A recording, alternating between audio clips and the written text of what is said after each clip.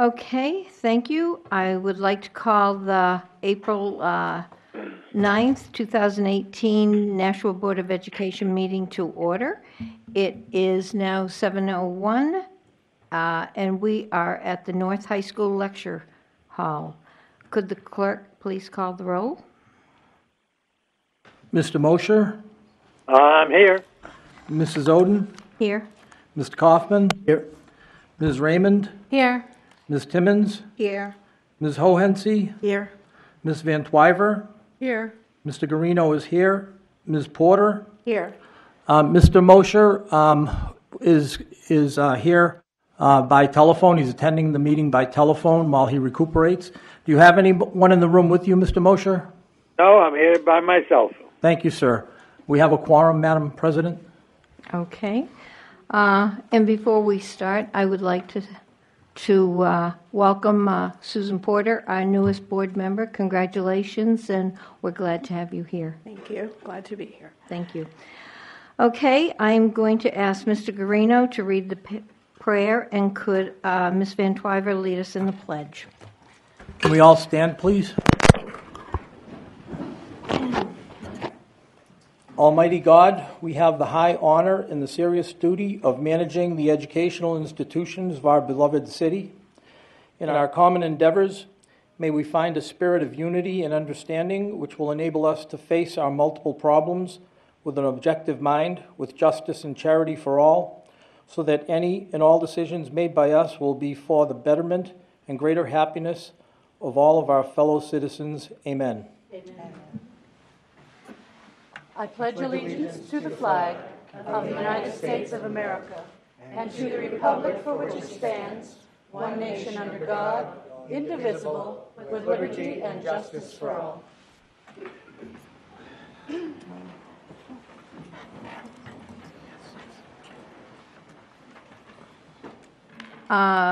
The first order of business, we have a wonderful ceremony. We have the presentation of STEM Teacher of the Year to Mr. LaLancette, and I believe Dr. Mosley is going to handle that. Sure. Thank you. Mr. Lancette is a CTE teacher who has done wonderful work for our programs here.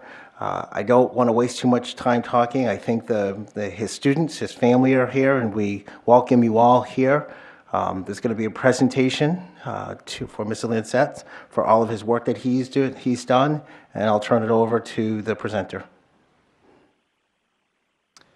Hi, good evening. My name is Bob Rotier, and I represent the New Hampshire Society of Professional Engineers. I'm the liaison. I do student outreach and the Teachers Award program beginning this year. Prior to doing this, my actual real career, I'm a former teacher, physics and engineering teacher from Sauhegan High School, so I'm very familiar with the kind of work that Mr. LaLancette does on a daily basis, so that was something that struck us when we did the reviews. A little bit of background on the award. I think it's been going on for about 10 years. I don't know exactly how long, but we reward and recognize STEM excellence in teaching both at the high school level, middle school, and at the elementary school level. This is the first one I'm presenting this year. We do have two more to present in the near future. Again, this award is actually sponsored by the Joint Committee of New Hampshire's engineering societies, so that includes electrical engineers, structural engineers, civil, mechanical, and so forth.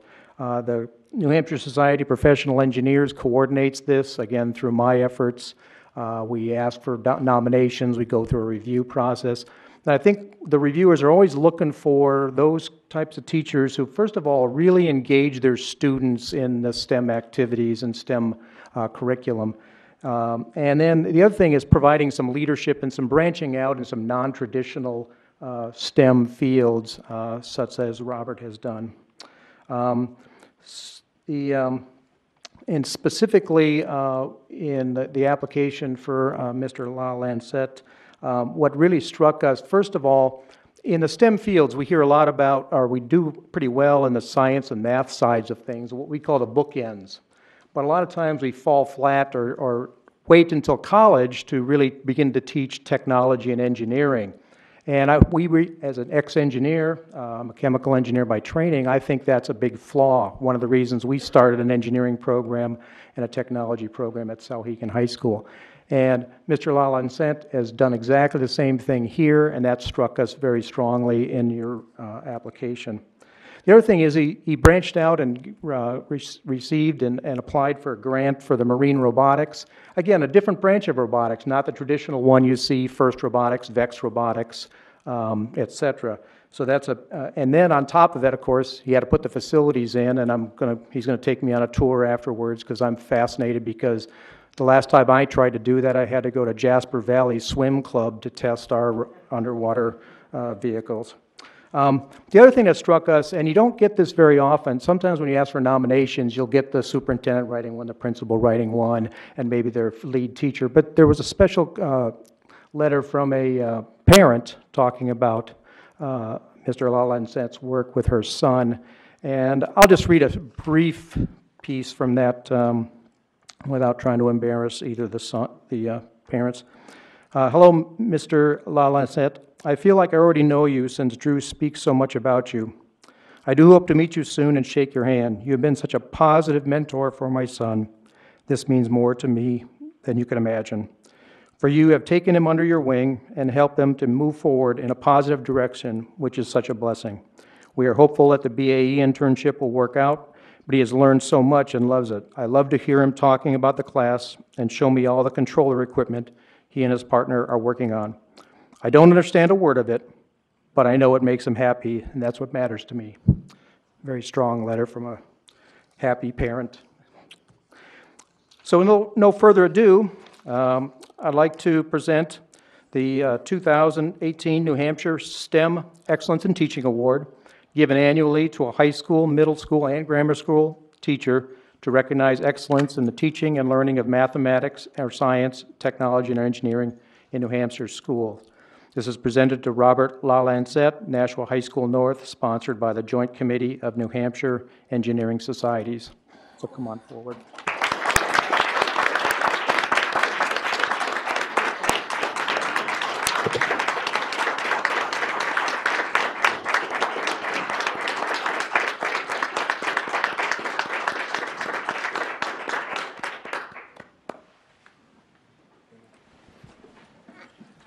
Along with the plaque, the more important thing is he also receives a small stipend check for $250, which in most cases, like most teachers, will end up going right back in the classroom. But congratulations, Robert.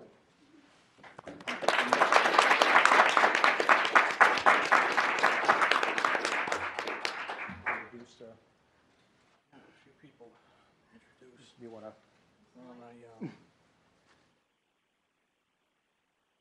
to say a few words? Okay, And then introduce.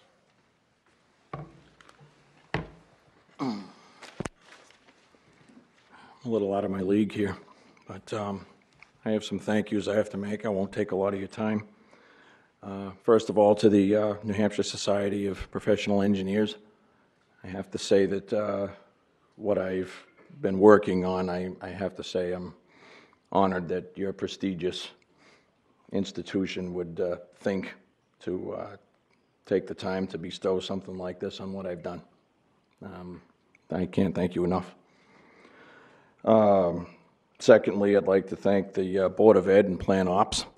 The Board of Ed was approached about a year ago and said they had a teacher that wanted to blast a wall out of his room and tear out cabinets and flooring and wiring and drag 4,000-gallon tanks donated by BAE into the room and fill them with water, and they kind of like, okay, go for it.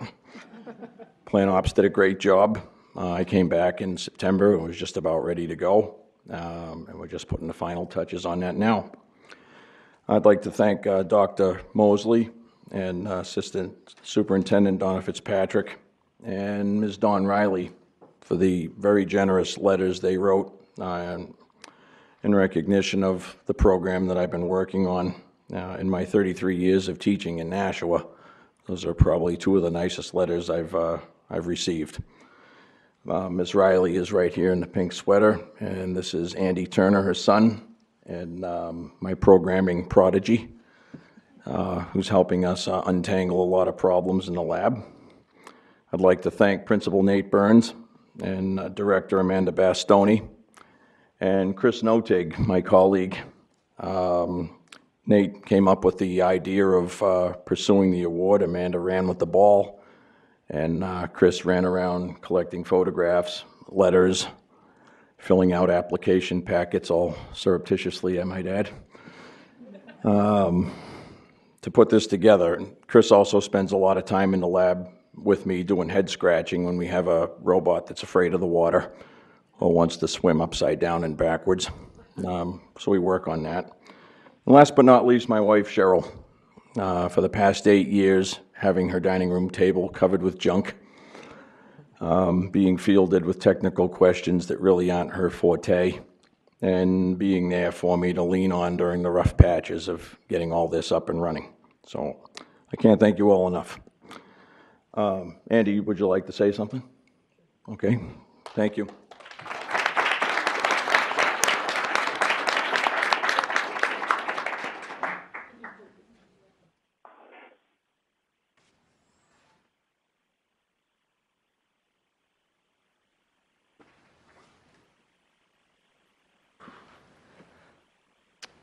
So I've taken a lot of classes at Nashua High School North at this point. I'm a senior this year, so I'm graduating this June, but by far Mr. Lancet has shown me everything that I want to be both in and out of the class, and without his doing, he's definitely steered me in the right direction.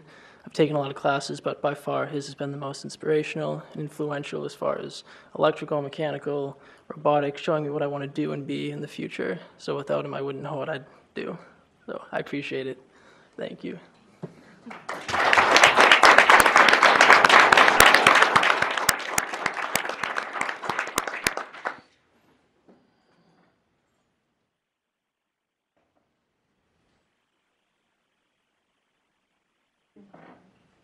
Congratulations. Maybe the rest of us might be able to take a trip down there after and see your new tanks. Thank you. Thank you and congratulations. Nice. Thank you. Okay. The next presentation is by the Nashua Police Department, the school safety presentation.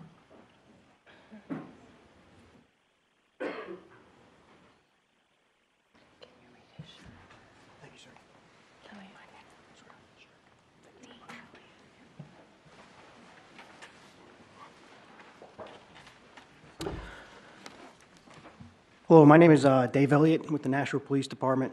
I'm currently assigned in the Firearms Training Division. Among some of my many duties at the department, a CRACE course instructor.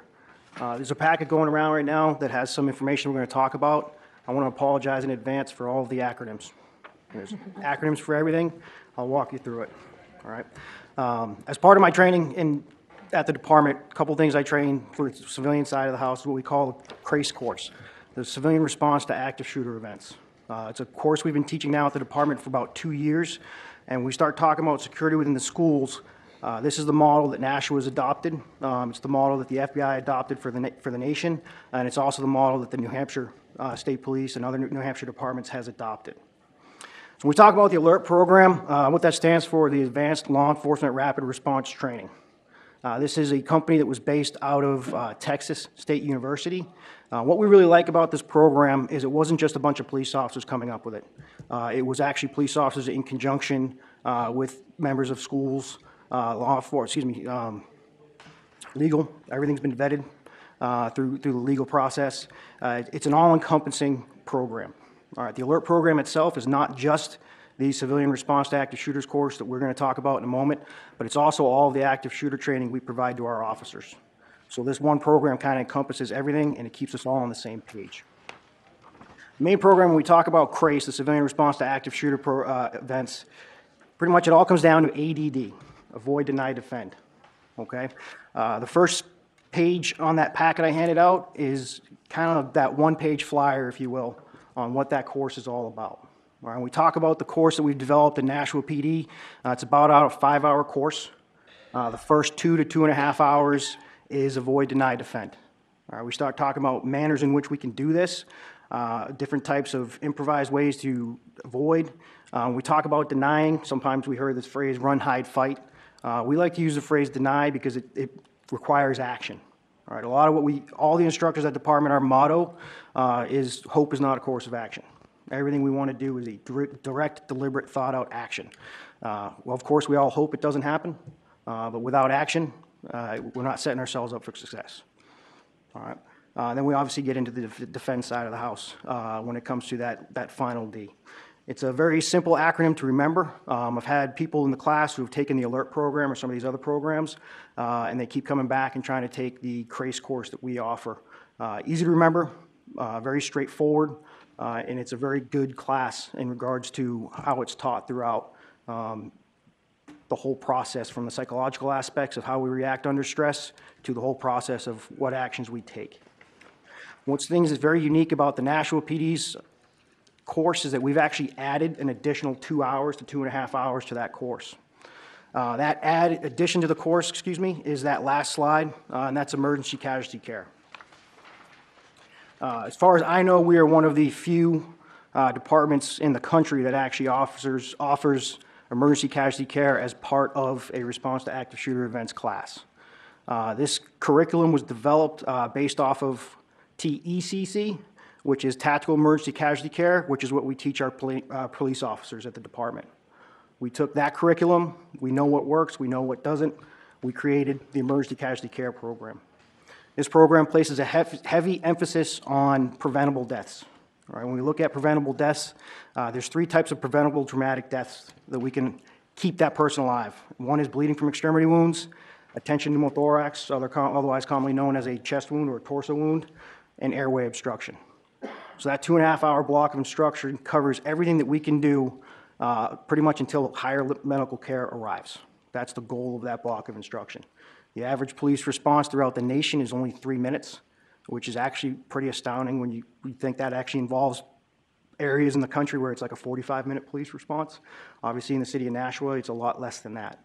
But our goal is to provide you with the tools to keep each other alive until police can arrive. And that's where all of the ADD, the CRACE course, comes from, and the medical aspect of it. That's a brief overview of the course that is offered through Nashua PD. We have been using this course for about 2 years now, teaching it to anybody in the civilian populace in Nashua that wants to take it. We've done multiple businesses throughout the city. We've done multiple classes of teachers from out of state, in state, whoever's available that wants to take the class. So far, we've had some very good feedback. At this time, I'd just like to open it up for any questions. Mr. Kaufman. Thank you. Is it similar to what might be done during the CERT training in terms of the, I've taken the CERT training here in the city, so there's an extensive piece of first aid and rescue and things like that. I imagine this is more focused just on the emergency aspects of wound care as compared to CERT, which is a much more broader. Yes, sir. I'm actually one of the instructors. I've taught a lot of the CERT guys as well. It is just a narrowed down version. So when we talk about the CERT guys, sometimes it's a lot more involved. We're training for all kinds of other natural disasters. In this course, it is, the best way I can describe it is it's street medicine. It's just down and dirty. How do we stop the bleeding? How do we keep the airway open? Very, very basic skills, however, proven. Not only proven in the military world, but also proven within the law enforcement world that these techniques work. Follow on, Mrs. Oden? Yes. So will the board, if we're interested in attending, would we be able to do that? Absolutely. In fact, I believe my chain of command is starting to coordinate to set up a class, the standard CRACE course that the NPD offers, specifically for the board. Oh, good. Thank you very much. Yes, sir. Anybody else?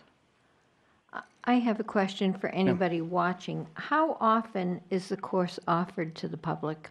We do it about once a month. Once a month? Once a month, and then sometimes we do have some special classes on request. Normally those are from large groups like a business, or just coming up this weekend, we're doing one for a church. So if a business like that or a church or something reaches us out, we'll add an additional class because obviously the numbers. But the standard class, we accept between 20 and 25 students, and it's offered about once a month. And if somebody was interested, what would they do? Call the police department to? Yes. You can actually just go to the NPD website, and on the front page of the website, there'll be a link to the class, and Captain Fay is my supervisor. You just shoot him an email, and if there's a seat open, you're in it. If not, you'll be put on the waiting list for the next class. Okay, thank you. Anybody else have any questions? I look forward to your training. I think it's absolutely necessary, and I will be relieved when all of our teachers have been through your class. So thank you so much. I know the chief has been very good about making sure that we will be provided the training that the district needs and all of the people in the district. So thank you so much. Thank you for coming. Yes, ma'am. Okay.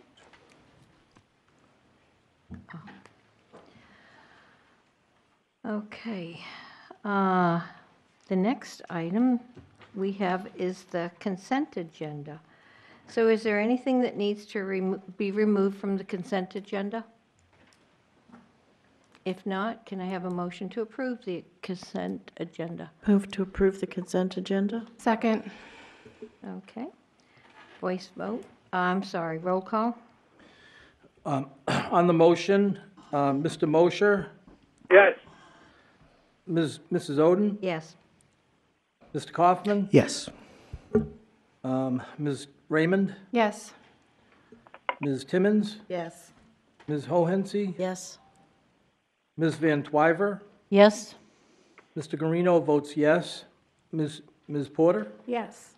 the motion carries unanimously. Okay, thank you. Are there any communications outside the consent agenda?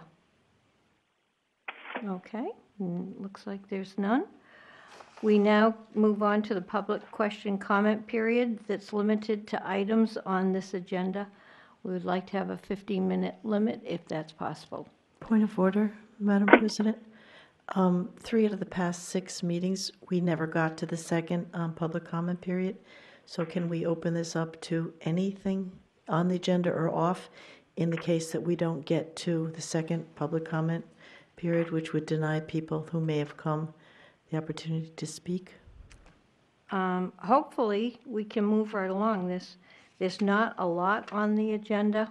I would like to keep the rules unless there's consensus among the board that they would like to change it. So we will continue with Mr. Kaufman. Perhaps our decision to suspend the rules and allow comment now is if there is someone who intended to speak at the end of the meeting to something that wasn't on the agenda. If we know they're here to speak to it, maybe we can accommodate them. If we don't have someone, then we know that we can make a more informed decision around it. Is there anyone here who wanted to speak at the last meeting that hasn't had an opportunity to speak? No. Okay, thank you. So we will continue with anybody who signed up. Do we have the sheet? Oh, it's blank? Okay, so nobody has signed up to speak. That moves things right along. We go now to the superintendent's comments.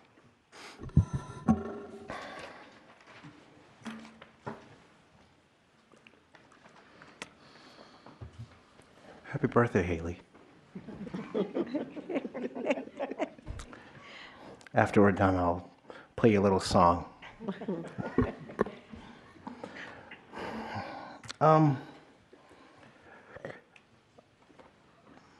I wanted to start tonight with a little bit of reflection for a second. I wanted to start tonight with what I've been thinking about for 2 weeks. And over the course of 2 weeks, I've seen and been in this room and just watching and listening. And for some reason, it has kept me up at night. It's kept me up at night because I want to go out and report that these are some things happening in the district and so on. But I really felt that I wanted to devote this time to us here. I know as a school board and as superintendent and as, our students here and our leadership team, We've had some difficult times, and I recognize that. But I know that we are going to change that. I know that we're better than this. And I know that what's transpired here can get better.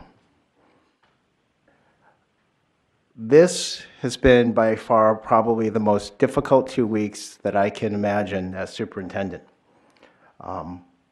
And I have thought many moments and many nights on how we can talk and move forward. So part of that is really acknowledging some of the things that have happened here, but also acknowledging that I know that we're going to have some change here. Change in a way that when we speak, we're going to listen to each other and not interrupt. Change in a way where it's okay to listen. It's okay to communicate and to think that we all can be okay with that. The other thing that's happening, and I want to say thank you, is to this faculty. I watch in central office great people that do such amazing work, but they're tired. They're here, they never complain, and when I say that they're pushed to the brink of just tears, I mean that. They're never going to come to this meeting and complain. They're never going to come to this meeting and say that they have a book this big, this thick of correspondence that has transpired this year. And they're away from their families, they're away from the people they love the most, just to make sure that this happens. I want things to change here, but it starts with us. The individuals that are behind the scenes, making sure that we have copies, making sure that these board packets are organized. They're amazing, and I thank them. Second thing is that the faculty in this district is amazing as well. And I would be remiss to say that they don't work 5 days a week. They don't. I know that because I see them on Sundays at our schools with our kids.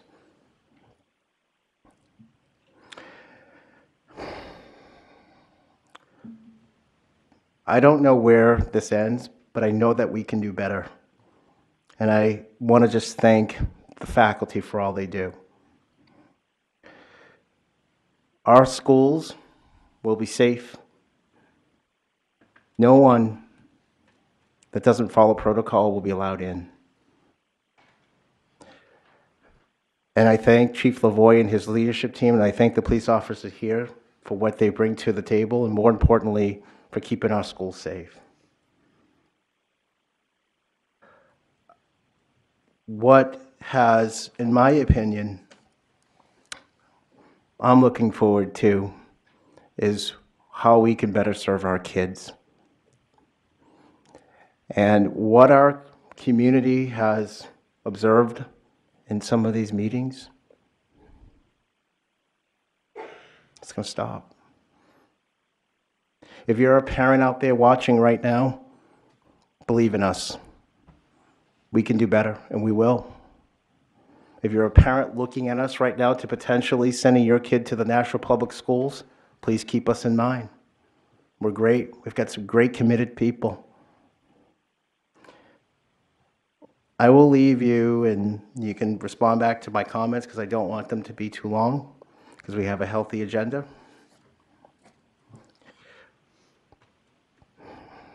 I'm the third superintendent in 3 years. You've had 9 assistant superintendents in 3 years.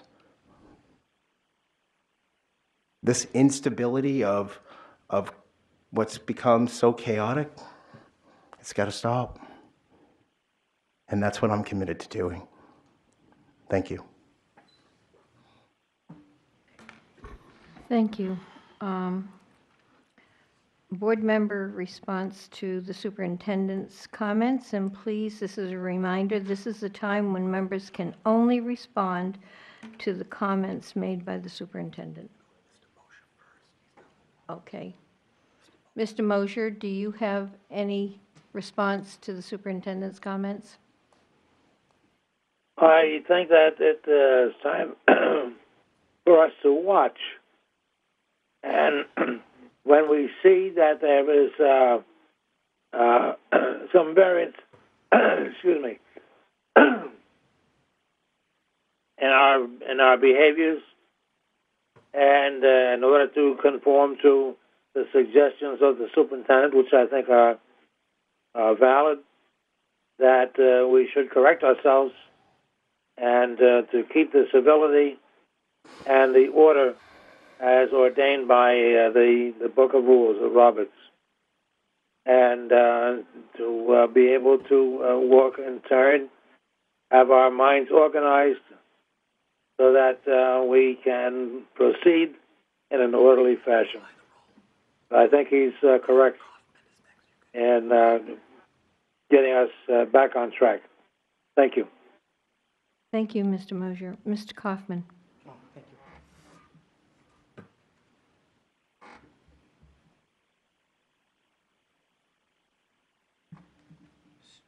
Superintendent Mosley, just a few weeks ago, some of our students walked out of class to participate in a partisan political event. Sorry, involving I'm gun sorry control. that, Mr. Kaufman, that wasn't part of his remark. He had I'm previously spoke to this at a board meeting. Madam Chair, I'd just like to follow up now. No, I'm sorry. We're talking about what he voiced tonight. I'm sorry.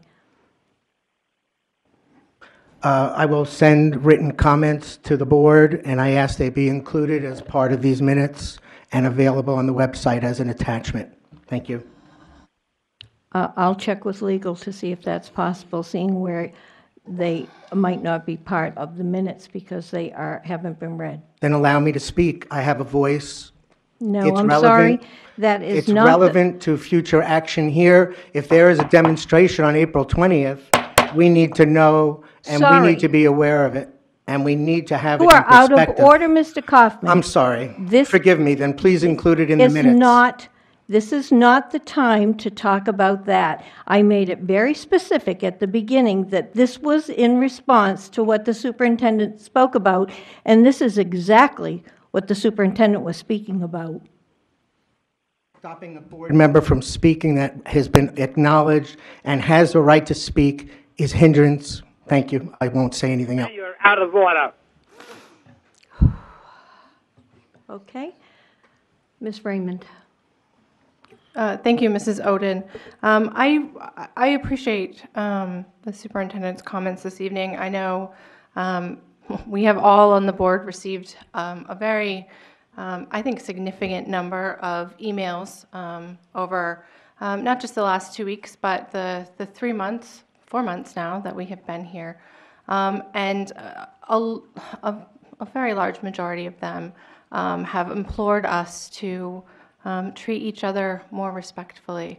And I think that many of us are trying, and I hope that we can continue to do better. That's all I have to say. Thank you. Ms. Timmons. I concur with Ms. Raymond. I also received a lot of letters as well to treat board members respectfully and watch our tone. And the tone is horrible, and we need to do better. Okay. Ms. Hohensee? If I start, you'll censor me, so I'll have to wait to the end of the meeting. Okay. Ms. Van Twyver? No comment. Mr. Guarino? Thank you, Madam President. I do believe that the public deserves that everybody on this board do our best. We have an obligation to be at our best. I know what parents in the district want.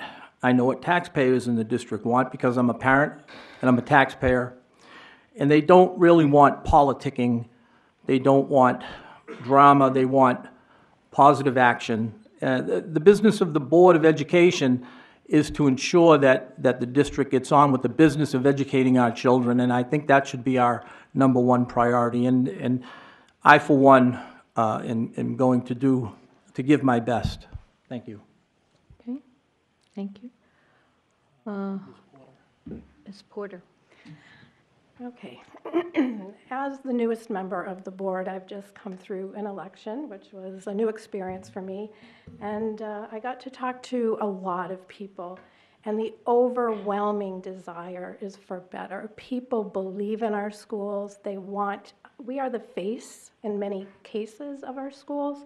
I've also come from just being a teacher. I just retired in June, and I know what our schools are like, and they're better. And this is not presenting to the public what we are. And, I feel very sad because, if people are looking to move to Nashua or put their children in Nashua schools, this isn't what we want them to see.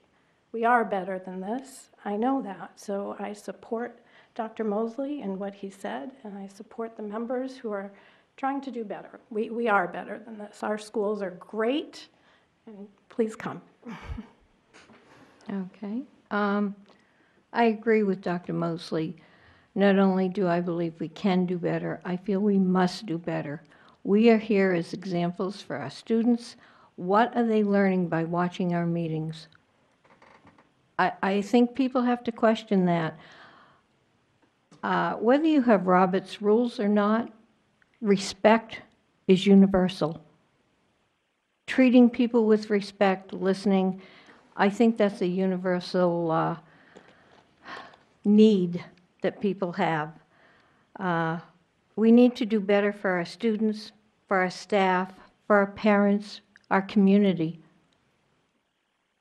As I said, our students are watching. We heard from some of our students after the budget meeting, and quite frankly, they were very articulate, very much on point, and they want to see better at our meetings. Here we are as a board of adults, and we're having to take direction from our students. We have exceptional students, we have exceptional teachers, and we have exceptional schools, and I think this board has to put in the effort to look exceptional also. So, Dr. Mosley, I fully support what you said tonight. Okay, we will have the student members' comments, okay? Who would like to go first? Haley, it's your birthday. You can go first. All right. Firstly, I'd like to thank all of you for the birthday wishes. The balloon was a nice touch. I did not expect that. It was a very nice surprise. But there is another matter I would like to speak to. Madam President, as you know, there has been much controversy surrounding certain student activities in our schools over the past few weeks. More specifically, the student walkout that occurred on March 14th at both high schools. While I cannot speak to the walkout that occurred at North, as an organizer, I can speak to the South walkout. Here's how the walkout itself was planned and enacted. The walkout started as a project among 5 students, 2 seniors and 3 juniors, all of whom wanted to find a way to organize a walkout that would be safe, peaceful, and meaningful. After all, it was taking place to honor the 17 lives that were senselessly lost on February 14th at Marjorie Stoneman Douglas High School. In order to make the walkout planning process effective, the student organizers met with the principal, Richard, to discuss the logistics of the event and the potential consequences. Administration knew, just as we did, that students were going to walk out no matter what, even if that meant facing suspension or other severe consequences. That is why the self-administration, along with North and District Office, was eager to work with the student organizers to plan a walkout that was safe and effective. At no time during this process did the administration try to push any agenda on the students. If they had, it would have been in violation of RSA 659-44A, which states that no public employee shall electioneer while performing official duties. The students planned the entire event, but were assisted by the administration in certain planning aspects primarily concerning safety. The walkout itself went extraordinarily well. The students were respectful, and the organizers capably applied many academic and life lessons. In writing the speeches, organizers utilized rhetorical strategies learned in English class and used the skills learned in social studies classes to become civically active and aware of our government practices. Although I understand why some people do not like the idea of a walkout, it provided a crucial opportunity for students to work together and to make our voices and fears heard. Yes, we left the school building, but it was in a safe and organized manner. The event was nonpartisan, not just Democrat or Republican, and it included students from all political viewpoints organizing the event. No student nor any teacher was coerced or forced to walk out. Every person present at the walkout was there by their own choice. Perhaps some students may have walked out just to get out of class, but every student that I talked to that day was there to respectfully honor the Parkland tragedy. I asked the board not to attach responsibility to the administration for this student-led movement. Instead, I asked for the board's support of our students in our efforts to become more civically aware and work to make our schools and world a safer place. Sincerely, the self-walkout organizers, Ben Tolerski, Abby Rowe, Lissa Brogan, Hannah Hansen, and myself. Thank you, Haley. So I'd also like to speak to the comment about the walkout. I'd like to start off by saying that I thank the administration for giving my fellow students the opportunity to be heard and to feel like their voices matter. The reason I say my fellow students is because I did not walk out on March 14th, because I, along with many other students at both of the high schools who chose not to walk out, may not believe that gun control should be the focus in preventing the next school shooting. I could certainly speak more to this, but this is not the time to share my opinion. Rather, I am speaking to represent the students at my school, those who walked out and those who didn't. One of the points I want to make is that the administration as a whole did not seem to support the walkout itself, but rather supported the students' voices and showed them that they were being heard. About a couple hundred or so students walked out at North because most of them don't want to be the victims of the next school shooting and believe that gun control should be the immediate call to action to prevent mass shootings. Students from participating schools across the country felt so strongly about the issue that they were willing to be punished for cutting class to have their voices heard. Sure, Nashua students may not have practiced civil disobedience since no students were punished for skipping class for the 17 minutes. But consider what the result would have been if the administration didn't ask teachers who had their off block during the time of the walkout to go out and help contain students into a general area. Or what could have happened if the extra police officers weren't there to prevent any unsafe happenings during the walkout. Like in other schools who didn't take the measures that the administration here in Nashua did, the result of the lack of support by administration could have made things much worse and unsafe. Students might have walked out for not just 17 minutes, but the entire school day. Most importantly, though, students who are required by law to attend school, schools where they believe appropriate measures aren't taken to ensure their safety, would feel even more insecure and unheard. So for this, I thank the administration fully for how they handled the walkout. When the bell rang indicating that second block had just started, minutes into the walkout, I was met with my teacher and one other student in my class who also chose not to participate. I asked my teacher if she was allowed to walk out, and she said that they were allowed to join the administration and other teachers outside only if all of their students had walked out. This made me feel better as a student who felt like I was in the minority for not walking out, about the fact that this was not to be politically affiliated by the administration. It encouraged healthy conversation between my teacher and the other student and I, as we were able to voice our opinions while the students outside at the walkout were voicing theirs. If the walkout made students like me seem insensitive to gun violence and the tragedy at Parkland, I can say that the administration had nothing to do with that. The statement made that the administration has taken advantage of a terrible tragedy using minors to advocate their own position on gun violence is just not true. This was an event planned by numerous dedicated students at Nashua North and South, not by the administration. So thank you, Dr. Mosley and the administration at both schools for allowing the voices of students to be heard on an issue that impacts every student across the country, staying safe in school. Thank you, Mr. Gillis. Mrs. Oden, point of order. Mr. Kaufman? Thank you. So you limited my discussion to Dr. Mosley's comments, and I absolutely respect the fact that our students spoke to an issue of concern to them. Since they have addressed an issue that was not part of Dr. Mosley's comment, I asked that I be afforded the same, because it happens to be about the same topic to that of which that they spoke to. If you look at the agenda, it says the board member's response to the superintendent's comments, And if you look at it's student members of the board's comments. And I think you were the one that brought the walkout up tonight, and I think they're responding to that. Well, they wouldn't have So- known that because they had prepared remarks and they didn't know what I was going to say. Thank you. Okay, thank you. Okay,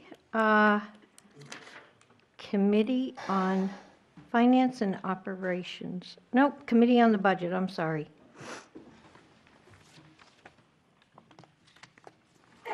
Mr. Kaufman. Budget Committee report for Wednesday, March 28th. The Budget Committee approved the superintendent's budget without any changes by a vote of 8 to 1 and made a recommendation to the board to approve the superintendent's budget as originally proposed. Mrs. Hohensee was the only dissenting vote. At this time, I move to call up the motion to reconsider the Budget Committee approved budget and send it back to the Budget Committee for further deliberations. Do you have a Is there second? a second? Second. If I may speak to my motion? Certainly. Thank you. As one of the Budget Committee members who voted on the prevailing side, I am exercising my parliamentary right to call up the motion to reconsider. The Budget Committee approved the superintendent's budget without including previously accepted changes and without any discussion or deliberation of known errors, duplications, and previously undisclosed line item and possible personnel reductions. In my opinion, the budget passed by the Budget Committee was not in the best interests of the district. I ask that members vote yes on the motion to reconsider in order to send the budget back to the Budget Committee for further deliberations. Thank you. Is there anybody else who would like to speak? Ms. O'Hensey? Thank you. I think that it would be a good idea to send it back. There are many things in that budget that weren't scrutinized. There was an error that we found during the budget process that's still in there that we had corrected at a previous meeting. There's a redundancy in terms of our climate surveys. There's the discovery learning software that teachers really valued that got pushed out. There was substantial cut of our textbooks from almost 600,000 to 75,000. I don't know how teachers are going to manage with all the old books that we keep hearing that we have. When I looked at the Brentwood program after visiting there this week, it looks like that we lost a graphics art teacher and a SPED teacher. I haven't gotten any clarification on that, but if we're making a new destination, I don't know why we're cutting personnel. There's also a school in Nashua, a private school that I heard is shutting down. It's a K through 12, and they have 140 students, so I wonder how that will impact our budget. So there's a lot of things I think we could talk about since it doesn't need to go to the Alderman till the 5th of May, and we've got a few more weeks in April that we could put to good use. So I will be supporting this motion. Okay. Ms. Van Fiver? Thank you, Madam President. Before we voted to accept this budget, Mr. Donovan's list of motions, I can't find anywhere on the website that were left over from that. And I'd like to ask our new members or the newer people here if they have any motions that they want to make. I mean, I think they were cut off from being able to do that. And if they express a desire to be able to make some motions on that budget, then I think we ought to reconsider sending this back to the Budget Committee. Mr. Donovan, can you tell me where that list of motions are? Was that good English? As far as I know, it's on the website. I gave it to Mrs. Hines, and she said she put it up. I haven't personally looked for it, so I could not find it. I'll double check tomorrow. Thank you. Ms. Timmons? Thank you, Madam President. I cannot support that motion. The motion is with the mayor. I think it should be with the mayor until it comes back to us, and then we can work on the budget at that particular time. So I will not support to bring the budget back to the committee. Mr. Mosher, do you have something? Yes, I agree with Ms. Timmons that we have agreed previously to send the budget package up to the mayor's office. I think we should do so lickety split. And if there's some changes that have to be made, let them make it, and then we can work around it. Okay. Is there anybody who hasn't spoken, before I call on Ms. Van Twyver again, is there anybody who hasn't spoken that would like to speak? Okay, Mr. Guarino? Thank you, Madam President. I am not going to vote to reconsider this back to the Budget Committee because I do understand that we do need to deliberate on the budget. It is very important that we deliberate on the budget. But I think once we send it to the mayor, to the Board of Aldermen and it comes back, we're going to have plenty of time to deliberate on it and make the changes we need to make. The problem that I have with the Budget Committee is that we spend a lot of time, we do not get a lot done.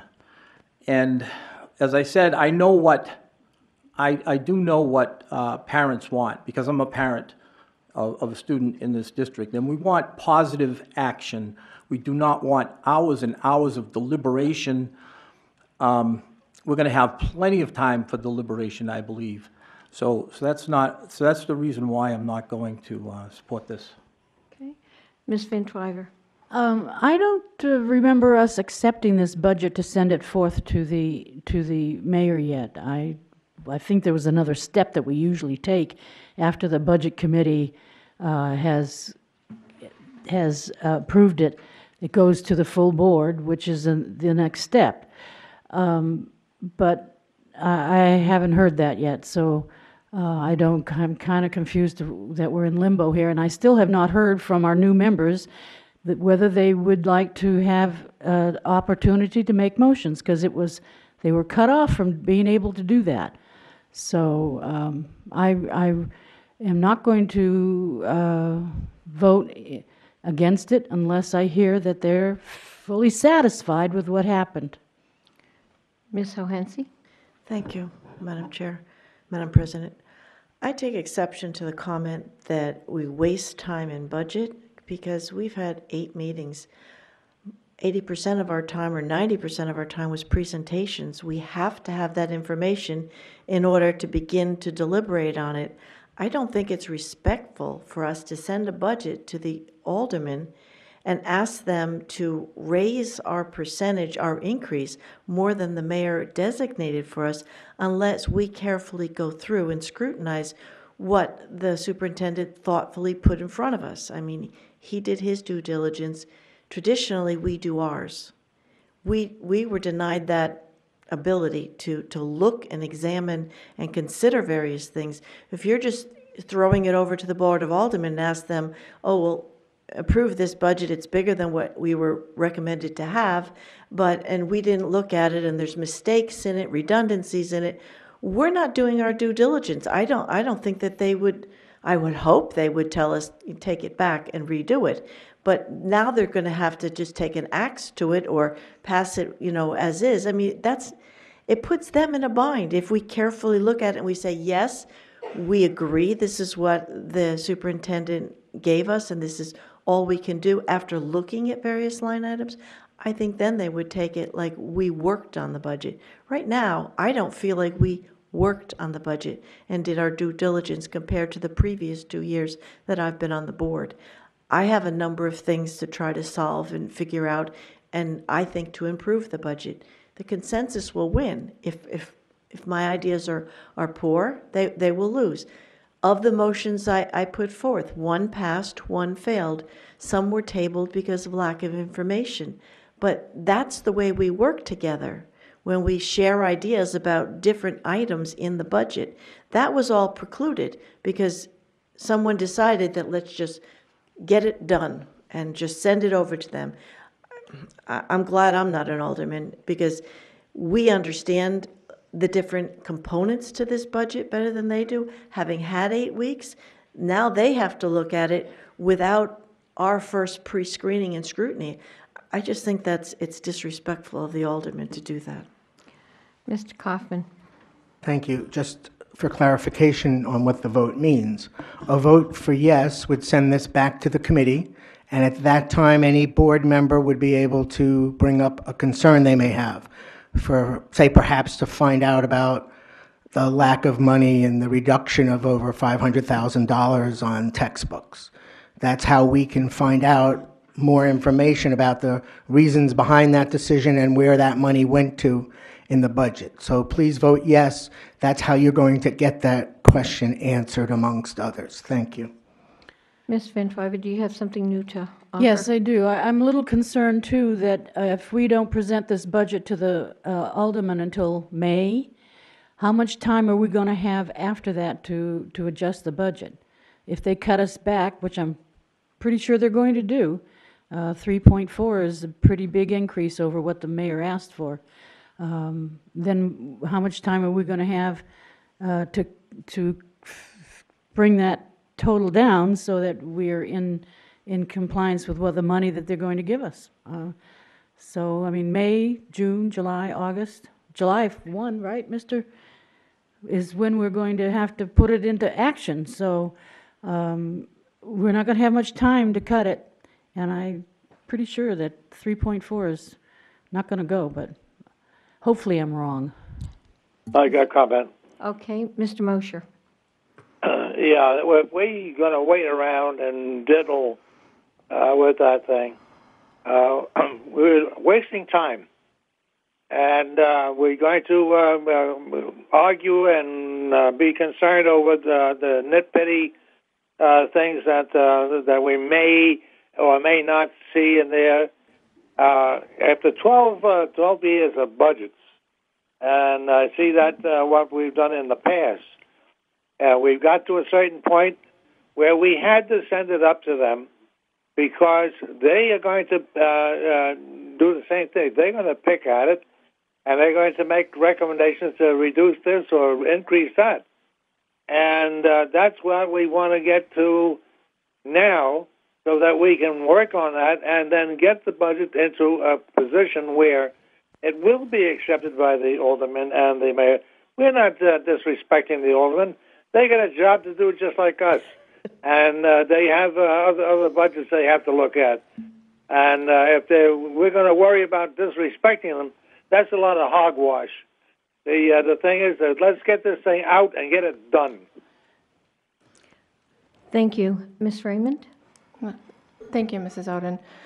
I am also uncomfortable with how things ended with the last budget meeting. I didn't feel like people had an opportunity to have voices heard. I agree with people on that.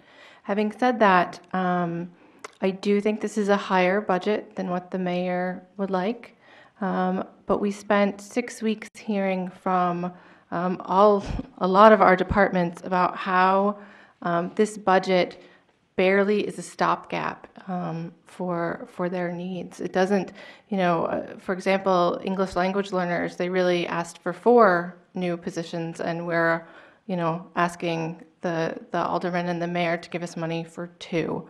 The same thing in special education. They need a lot of people, and they're asking for like 1. Our guidance counselors our school psychologists they're pushing the boundaries for the number of students that they're legally able to see, and they are not feeling like they're providing the services that they are educated and trained to do.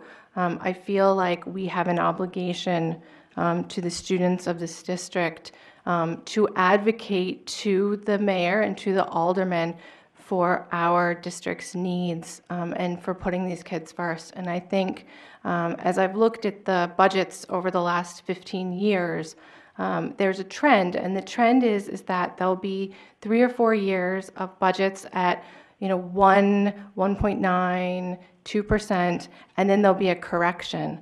And I've seen corrections in the 5 and 6% range in the last 15 years. We're asking for 3.4. It is high compared to last year, but I think this is an opportunity for our city to look at what things do we value.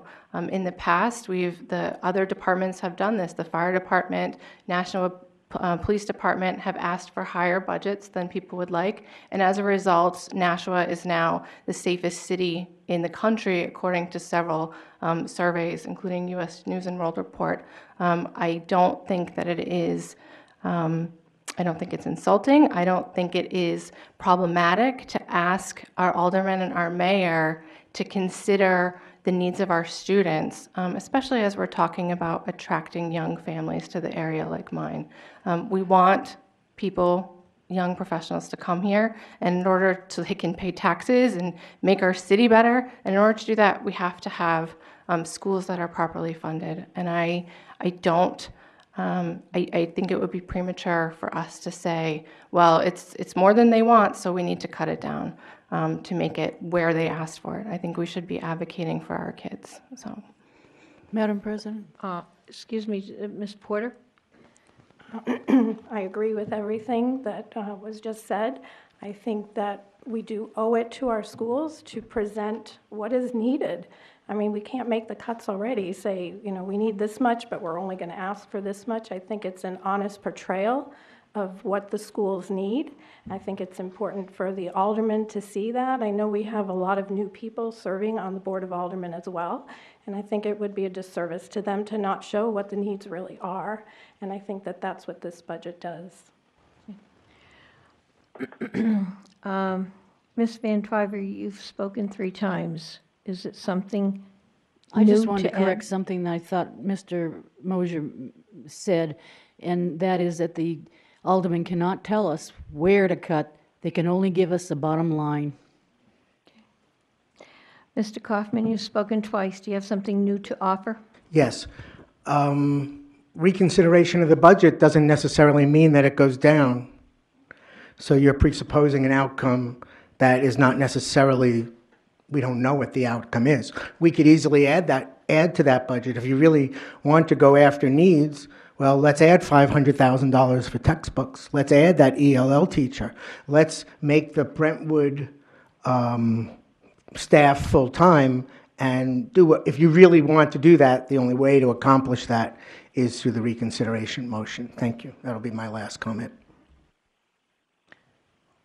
Ms. Hohensie, you've spoken twice. Do you have something new to add? Yes, I'll be brief. Thank I you. just want to reiterate what Mr. Kaufman said. The motions I've made, not one of them cut the budget. I was moving something from one bucket to another, allocating our money more wisely. When I found out that we're moving Brentwood to a great location, should be a destination, when I find out that we're getting rid of teachers in there, I mean, I want to move it around to make sure we don't lose teachers in that program.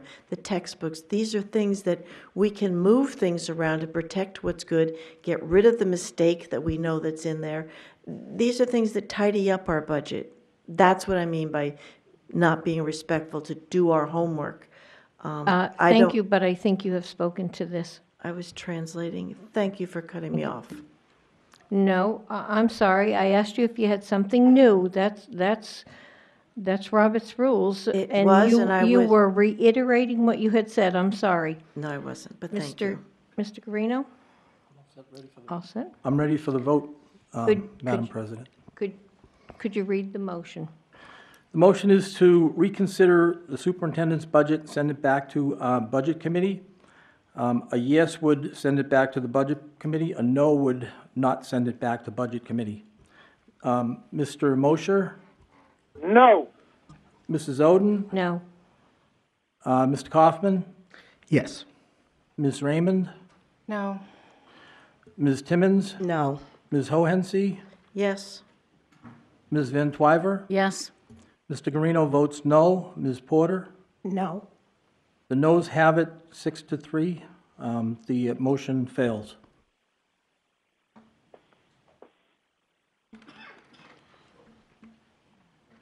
We need a mo.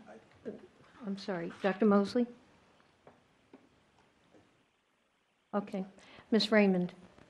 I'd like to make a motion to send the fiscal year 2019 superintendent's budget of $110 $1,329,993, which represents a 3.41% fiscal year 2018 budget increase to the Board of Aldermen for approval.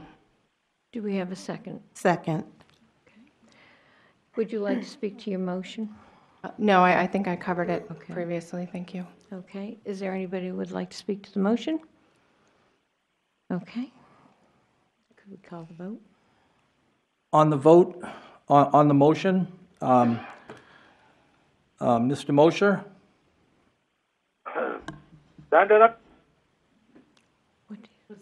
I'm sorry, what did you say, Mr. Mosher? I'm sorry. I'm very enthusiastic about. I said, send it up. Send it up. Yeah, that's a yes, okay. That's a yes? Ms. Oden? Yes. Mr. Kaufman? No. Ms. Raymond? Yes. Ms. Timmons? Yes. Ms. Hohensee? No. Ms. Van Twyver? No. Mr. Guarino votes yes. Ms. Porter? Yes. The motion carries 6-3. Okay, thank you. Moving on, Committee on Finance and Operations. I'm sorry, that's you. I don't have anything to report at this time. We have a meeting tomorrow. Here, it's been changed to the north. I believe it's at 6:30. Right, okay, thank you. Committee on Policy, Ms. Raymond? Thank you, Mrs. Oden. We had a very interesting meeting last month. We had a very long and interesting discussion about football. The athletic director was there, our athletic trainers, and more than 24 of our student athletes were there to join us in our discussion of football. We worked on a number of policies last month, but only there were two that we had wanted to send on to the main board. One has a formatting problem, so it did not make it into our packet. And as I reviewed the one that did come, policy BDE on committees and delegates, it looks like the changes that we had approved in the policy meeting did not make it into this.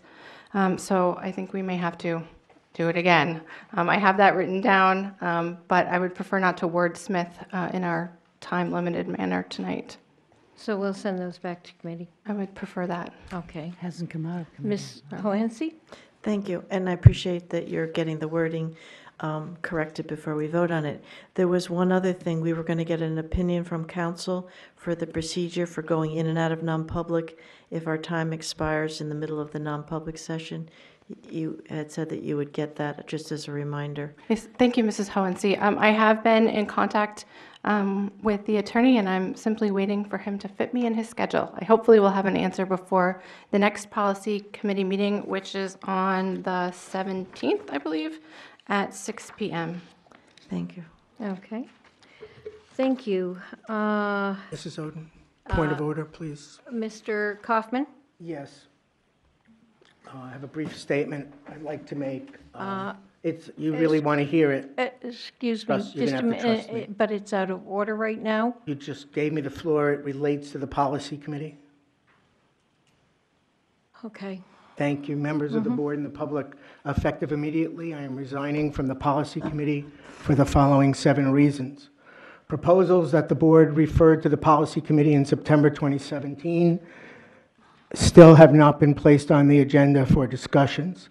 The policy committee, while pretending to engage in discussion and accept changes to policy proposals, does not. Instead, only lip service is paid to the discussions, and only the original proposals are voted upon and approved.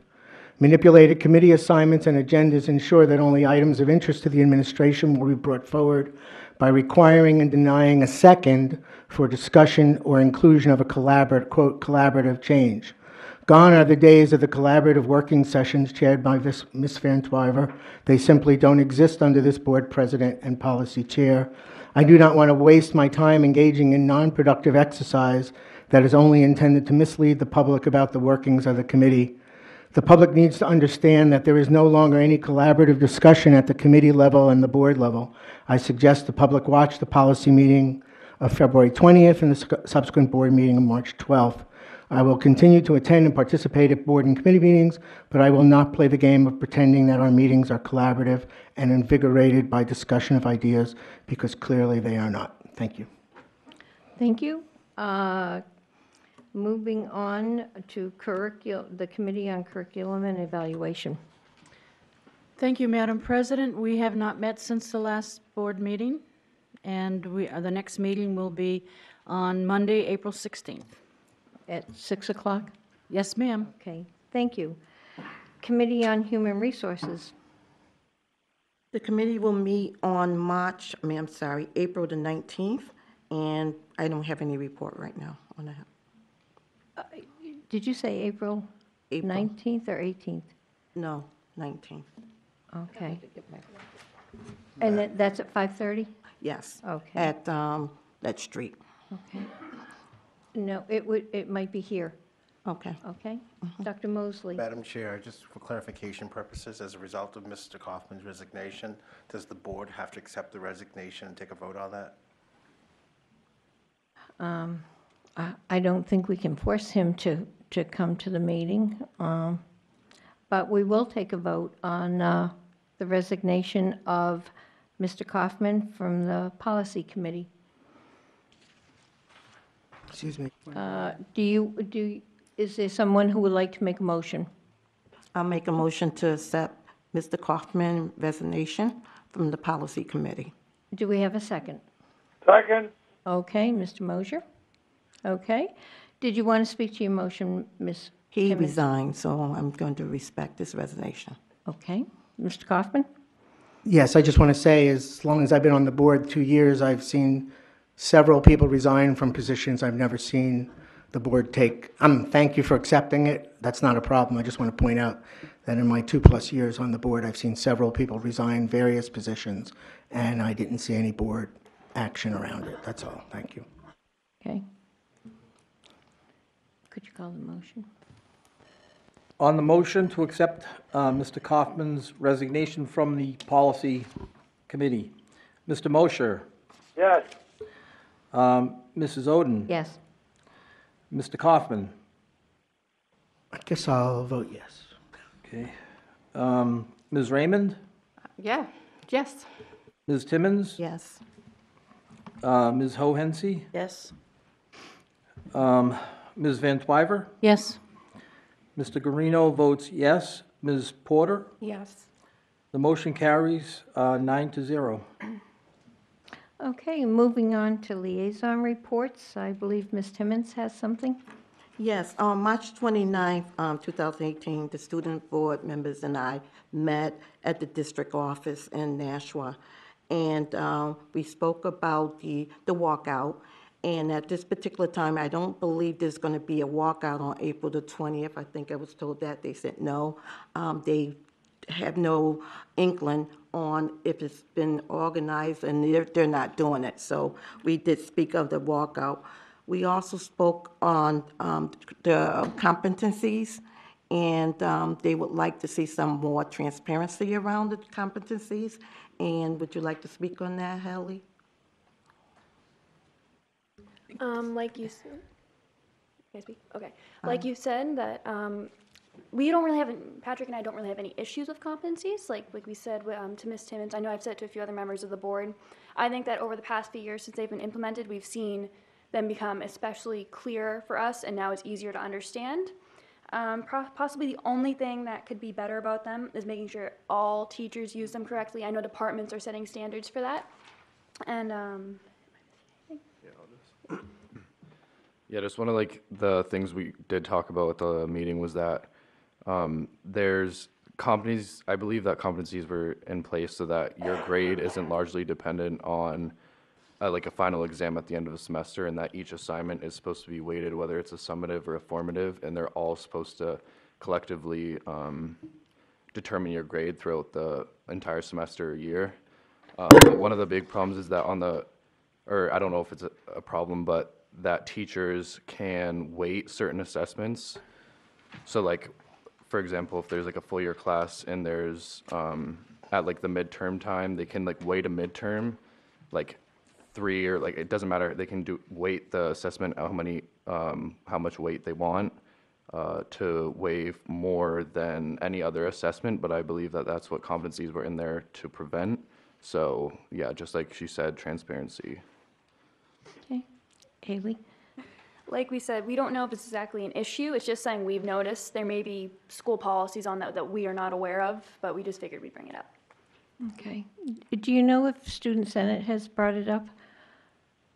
Not that I know of. I haven't heard of competencies being brought up lately. I believe there's a meeting that I will be attending this week or next week. I have to double check that, but I can always bring it up then. Okay, thank you. Ms. Van Twyver, did you have something? I think I'm confused. This is the liaison report. I thought it was the HR report, sorry. Oh, okay. No. And thank you. It's nice to have an opportunity for the students to speak. I know sometimes you sit here all night long and you have to leave early because you have class in the morning, you have homework to do. So I want to thank Ms. Timmons for making sure that our students had the opportunity to speak about their issues. So thank you both very much, and thank you, Ms. Timmons. One other thing, both Haley and Patrick will be leaving from June the 22nd through July the 29th, 2018, for St. Paul's Summer Camp. So we wish you well there. Both of them. Congratulations. That's quite an honor. Is that overnight? June 22nd, 2018 through July 29, 2018. Is it? Forrest Gump, I don't know. Okay. Yes, it is. We are staying at the St. Paul's School up in Concord, so it is overnight for those 5 weeks. Okay. Okay. Thank you. Oh, moving on to unfinished business. We are going to look at key card access. I hope this isn't lengthy. It came up under the extension. It was not supposed to be addressed because new business is not brought up under the extension under the new rules, but you started to speak to it, Mr. Kaufman, so I put it under unfinished business out of courtesy to you.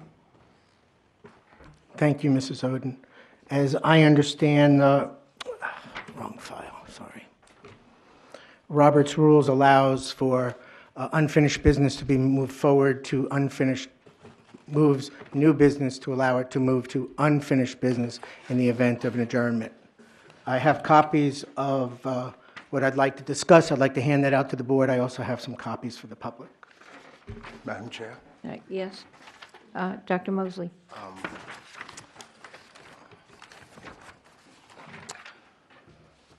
The just board policy BEDB basically says the agenda together with supporting material shall be distributed to the board members at least 3 days prior to the board meeting.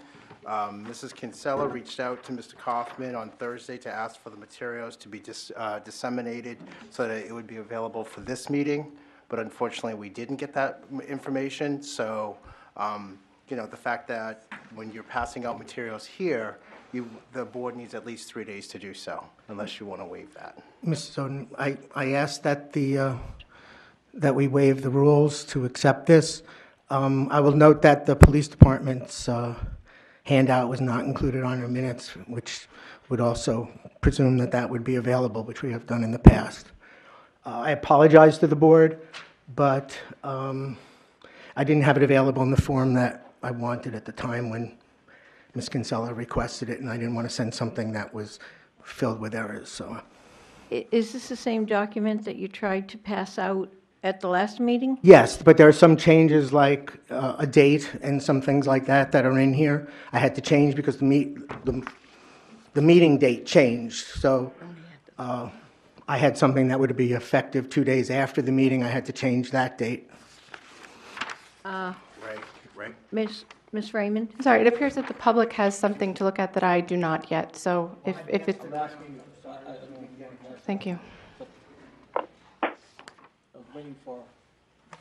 I'm sorry. I printed 20 copies, so there should be enough. If I may speak to it, Mrs. Oden, would you be willing to suspend the rules to allow discussion? Let me ask firstly, first. I see governance on one side, and I see strategic plan related. I don't see anything that has to do with key card access. If Am I you, there are missing something? subtitles above Okay. each column. Okay. So each column addresses a specific topic.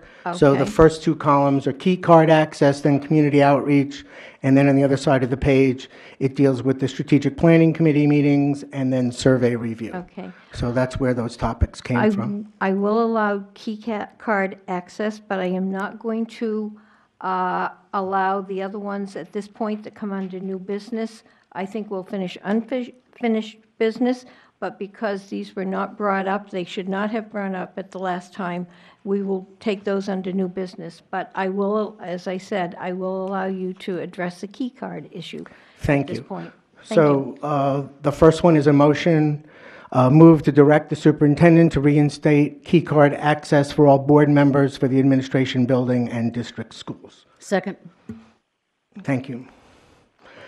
If I may You want to speak to it. speak to your motion? Yeah, so this is an issue that came up several weeks ago where there was, in my opinion, arbitrary determination by the superintendent to, what's the word I want to use, deactivate the key cards. And I'm just asking that they be returned. And I'd like to know, the point here is that only employees should have a key card, have a photo ID and one that might have key card access. So I do have a question. Are there any other members? Is there anybody else out there who's not an employee that has an ID card and and may or may not have key card access? So if you've taken it away from the board, I'm expecting that the same action was done for people who might have a photo ID who are not employees. And the second motion that I have here addresses that in more specificity. Can you just stick with the first motion, please? Sure. There's one thing I'd like to point out. Based on a direct conversation I had with Mr. Marcoux at the March 14th demonstration here at North, he shared with me that I saw his ID card. I asked him about it. He's wearing a photo ID of the school district, and he did share with me that he has key card access to Charlotte Avenue School. So if that's the case, then I would ask that the policy, if anybody who is not an employee should not have an ID card, and ask that action be taken to which is, according to policy, would have happened when he essentially took his leave of absence. He should have handed in his ID card, et cetera. That's part of the policy. Thank you. Mr. Guarino? Thank you very much, Madam President. As you know, I always talk about it, that I'm a parent of students in the district. My children have gone to school from kindergarten to high school, and I have had to visit the schools on occasion, field trips, things like that. And here's what parents do. Parents have to go to the principal, they have to be buzzed in, go to the principal's office, get a visitor's pass, and they can only stay in the classroom or those areas or go on the field trip where they're supposed to go. They can't roam around the buildings. Now I'm still a parent, but I'm also a politician, and we're all politicians here. So just because we're politicians, I don't see why we should have any special privileges beyond what parents have. We're not employees. The school security is very, very, it's a big issue these days, and the superintendent and the principals are responsible for the security of our schools. And I agree with, I have never had a problem with Dr. Mosley, discontinuing the key cards. As a parent, if I have to visit one of the schools, I'll still go buzz myself in, go to the principal's office, get a visitor's pass. I have no problem with that. So I don't think we need these key cards, and I think this is a big to-do about nothing, to be honest with you. So I would not be voting for this motion. Ms. Timmons? I can't support it either. One of the things, it's a safety concern for me. I buzz in, I sign in, and I stay in the location that I am assigned to stay in. I don't roam around. I don't think we need access to all the schools or the district office. We can walk in the district office at any time, sign in, and then sign out. And I clearly believe that it is a safety issue, and we should not have access to the kiosks no more than any parent as well.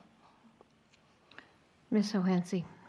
I'd like to move to amend his motion to include the administration building and Nashua North. Also, to post a sign at central office that says district ID badges need to be on this point for the 2 hallways. If I get a second, I'd like to speak to my motion. Second. I don't think we necessarily need all the schools. When I go into a building, I sign in. If it's during the school day and I'm visiting the school, I talk to the principal. I've never just wandered around. If it's an open house that everybody's going to, I might go to the open house that's in a hallway. If it's after classes are over, you go to that event, the principal's not even there. But we have a need to get into central office. Sometimes the back door is locked. You can lean on that bell for like 10 minutes, and if nobody's in the secretarial, offices, they don't buzz you in. You need that card to get in. I park in the back. I can't get in that door unless I have an activated card. Those doors are locked. So I think those 2 buildings where we have our meetings, if we're going to have all our meetings here, fine. Then we just need 1, but currently it's 2. And I think we need signs at the administration building, 1 in each hallway, that says district ID badges are needed beyond this point. They can reword it, I don't care, but the idea that it's posted. If there's nothing visible posted, the public doesn't know.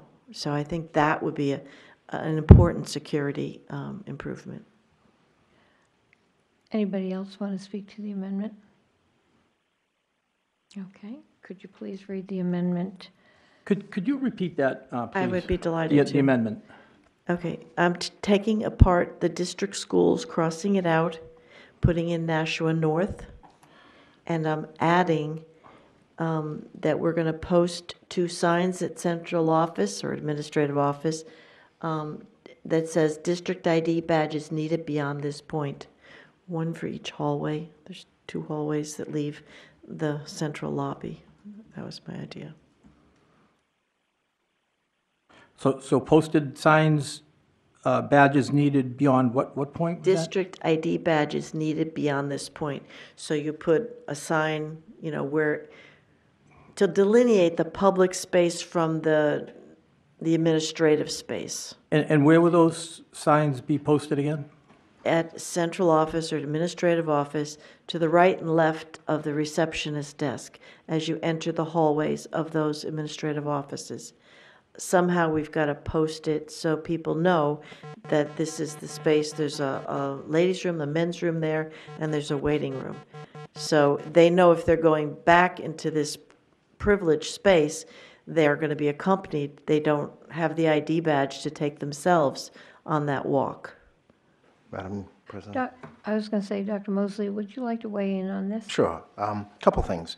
What Mrs. O'Hansi is proposing, I don't think it's necessary. Number 1, when people walk into central office, they sign in, and then they get a visitor's badge, and that's posted right on them. And with their visitor's badge, they go to the designated area.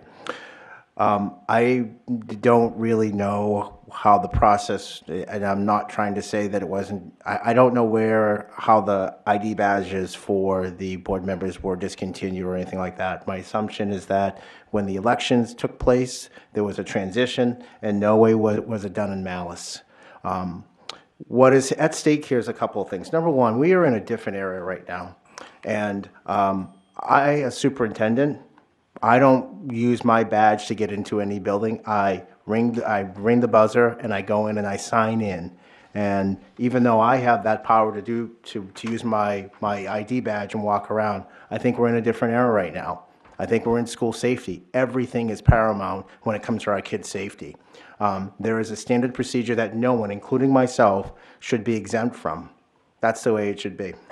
The other thing that has happened in this district is that there have been in the past board members who have shown up to schools unannounced and have taken the time away from kids and from principals. And it has caused some, it has disrupted the education flow of our buildings. It has caused building principals to take time away from what they're doing to essentially entertain or accommodate board members who show up unannounced. So in a way that I think this is most appropriate, that everyone, including the superintendent, follow a protocol for the safety of our kids, and I don't think that should be debated in any way. Thank you. Ms. Van Twyver, you haven't spoken? Yes, you know how I feel about this. I'm very much opposed to taking away our liberties. The lawyer says that you don't have a right to do that, sir. And we have not been security risks for 2.5, 3 or 4 more years. And if you are replying that I was one of the people that showed up unannounced, I'd like to challenge you on that. And this, I'll vote against, I'll vote for this amendment. Ms. O'Hensey? Thank you. I talked to staff, and they're confused. I mean, everybody signs in, and now we have the sign in at central office. That's fine. Nobody has a problem signing in when the front door is open or however we get in there, but they're feeling awkward at central office that they can't proceed, that they waste their time till somebody comes to get them. They don't know what they're supposed to be doing. This is what I was told, because there is no clear policy. We've just got all this increased security. And if the board's ID badges were deactivated, as Mrs. Van Twyver said, we as the board should have voted on that. That's just my feeling. And we didn't. Mr. Kaufman? Thanks. Ms. Hohensee alluded to it. There's nothing in this motion that prevents or requires board members to sign in when they arrive at a building. I really see this mostly for after hours access either to this building or the district office, and that's really what the intent was. Happy to compromise with Ms. Hohensee's clarification on my motion, so thank you to that. Ms. Raymond? Thank you, Mrs. Oden. We've spoke about this before. I happen to agree with some of my other board members that having the badges just turned off without any kind of notice or explanation is really, I think it's unacceptable, frankly. I just don't think it's good practice. I understand that maybe we haven't been able to figure out the answer, but it doesn't sit well with me. Having said that, I don't think that we as board members are accessing buildings when they are not open, when there aren't people there to let us in. If we're at both this building and central office after hours, it is because there is a public meeting or because we are having a non-public meeting, and typically there's a staff member there who lets us in so that we can have that non-public meeting. So, I've only been here for 3 months, but I haven't run into a situation where I have even thought, well, gee, I wish I had a badge to get in here, because it just hasn't happened. It may, but I cannot imagine a situation where we are, other than a non-public meeting, needing to access a building for a meeting when the public is not here. I also just want to throw out there, because I'm a parent of 2 young kids, it makes me uncomfortable, the idea of having 9 essentially master badges floating about that can access any of the schools at any time that they want. It makes me uncomfortable. What if one gets lost or stolen? I just feel like people who can access all the buildings really ought to be limited to a very select number of staff. For me, I'm fine with us not having access to the building. I mean, we're elected officials. I don't think we have any business going when people aren't there. Mr. Mosher, do you have any comment?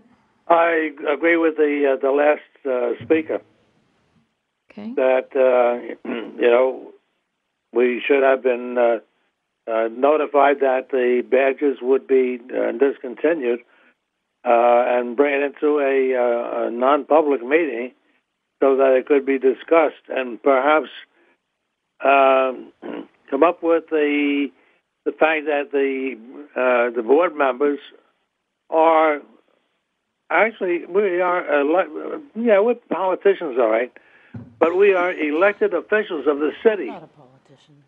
And to just arbitrarily just turn off the badges, I think that's a disservice to us and what we are supposed to represent. So I think that we should have a little bit more discussion on this, and perhaps there are a number of us that should be, awarded these master badges. And because personally, I've been into the schools in the past, but I've used my card to get in. I went right to the administration area and signed in and stated my business. And I talked with the principal, and we went around on take a very short tour and conducted our business, and I left. And the whole thing took probably no more than 20 minutes to a half an hour. So I think that, there are some things that should be discussed, and we should make some protocol as to what we're going to do. Thank you, Mr. Mosher. Mr. Kaufman? Thank you. I would like to know from the administration if any board member in Dr. Mosley's tenure here at the board since July of last year, if any board member has misused the privilege of having their access card. Is there any, every swipe gets logged in the system, so they know where people enter and, and things like that. So I'd like to know if there's any data supporting the decision to deactivate. Thank you.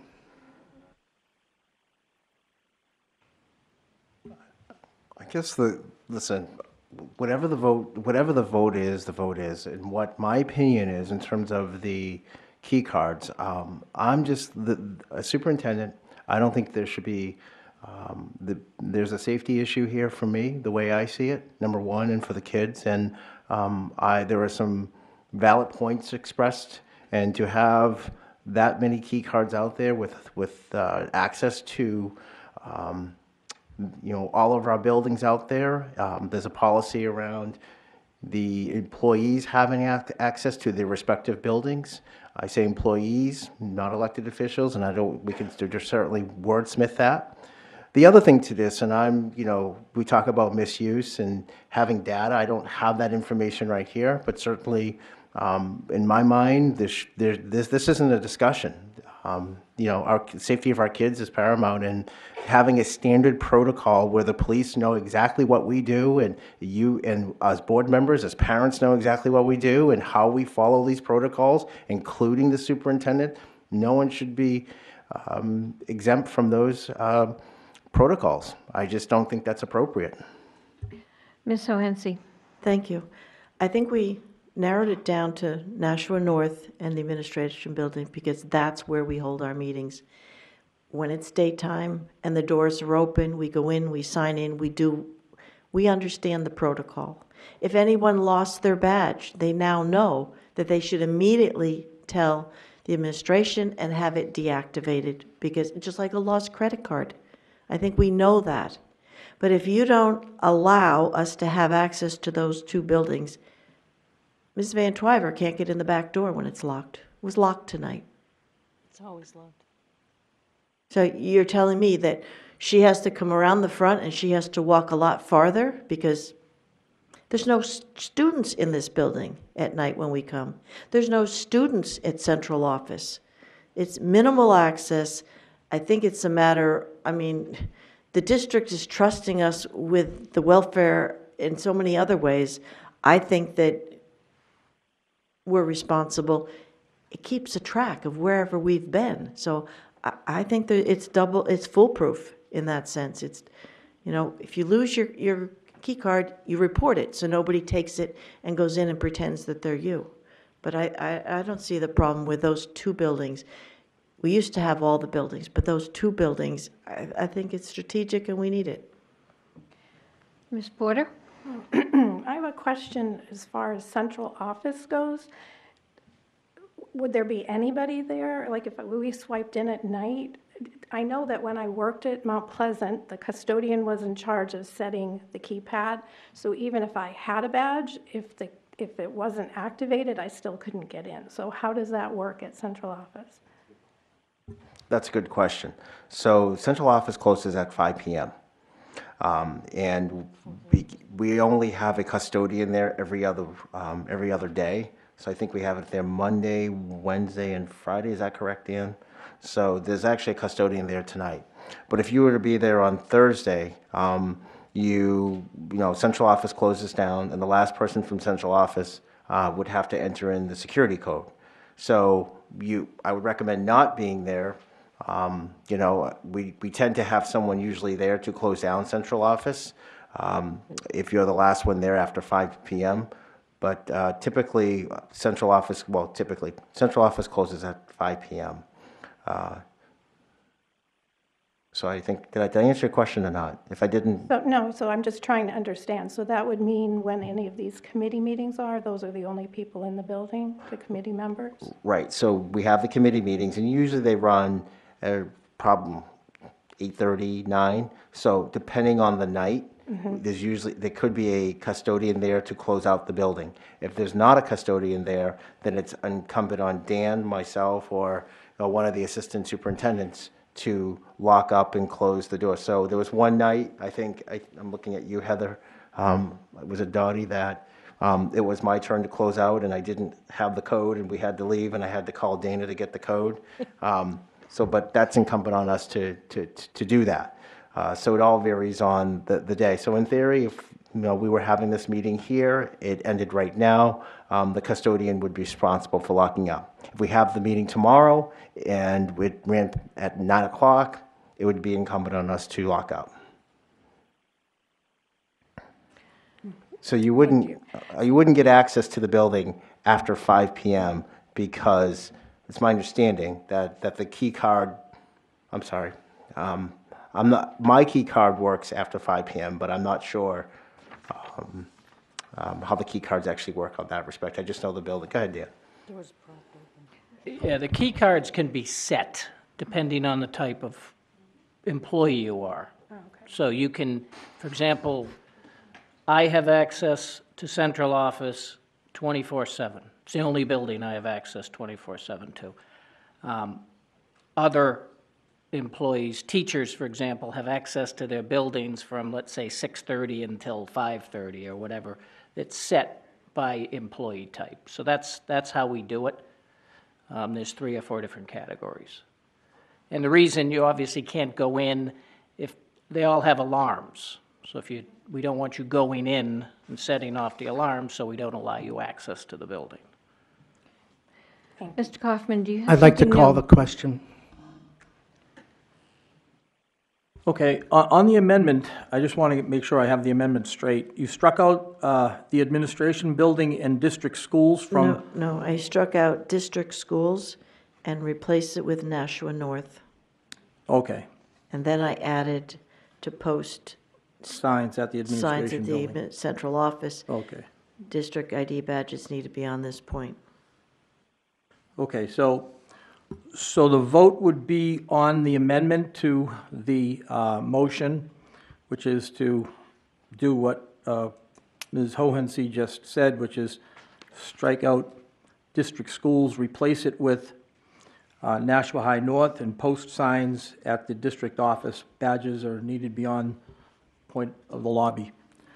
So does everybody understand that? Mr. Moshe, do you understand that? This is to amend the motion? We are going to have a committee meeting at Central, and we have to get access into the building at 6:30 in the evening. And what good is a sign going to do to tell us that beyond a certain point that we need the ID card? I'm sorry, Mr. Mosher. We're calling the motion, and there's no discussion on calling the motion? So do you want to amend the motion? No, he's got to call a motion. That's what I'm going to call the motion, yes or no. A yes vote would amend it, and a no vote would, Put it on the. Point of order. A yes vote at this point will end discussion and call the question. Yeah. Correct. And I'm then we will sorry. vote on the amendment. Correct. Okay, I apologize. You're ending discussion. All right, and we need a 2/3 vote. Okay. On the vote to end debate, Mr. Mosher? No. Mrs. Oden? No. Mr. Kaufman? Yes. Ms. Raymond? Yes. Ms. Timmons? No. Ms. Hohensie? Yes. Ms. Van Twyver? Yes. Mr. Garino votes no. Mrs. Porter? No. 4 noes, 1, 2, 3, 4. 1, 2, 3, 4 yeses, 1, 2, 3, 4, 5 noes. So you need a 2/3 vote to end the discussion, so discussion's not ended. So. It failed. Failed. So why don't we just vote on the amendment, unless people want to talk about it more? Could I just speak to it? I'm sorry. Mr. Gillis had his hand up. I'm sorry. So on this amendment, is the access to Nashua North going to be like the whole day or just when school hours are over? Like when students are out of school? I'll address that when I speak, okay? Could I be recognized? I think it should be just when the school is over. I think somebody's there, you should ring a bell. I do want to address central office because what happens now when there's a meeting at night, there's a block left in the door and anybody can just walk in. There's no security whatsoever with the back door. So I think, Thank you, Mrs. Oden. I think having the back door with the card activating the door would make more sense. I think it's more secure. So I think we could address that. I think we're spending a lot of time on this, and I think maybe this should go to policy, the policy committee, and we could iron some of these things out. I just think it needs a little bit more work, a little bit more thought. But I will say I have had many people, parents, teachers, paras, say to me, if I have to sign in at another school, you should too. And I don't have a problem. Times are changing. There was a time, yes, we could swipe and go in. And because of what has happened and how times have changed, I don't have a problem at all. But I think this needs a little bit more work and a little bit more thought so that we can tighten up central office in an appropriate way. I agree. Ms. Van Twyver. Yeah. No one has objected to signing in. Nobody. The problem is that our badges have been taken away from us. We were not told that it was going to happen. The superintendent didn't know it was going to happen, and somebody under him did it without letting us know. That's the problem. And I am much against the fact that that happened. If that happened in private industry, the person who did that would be gone.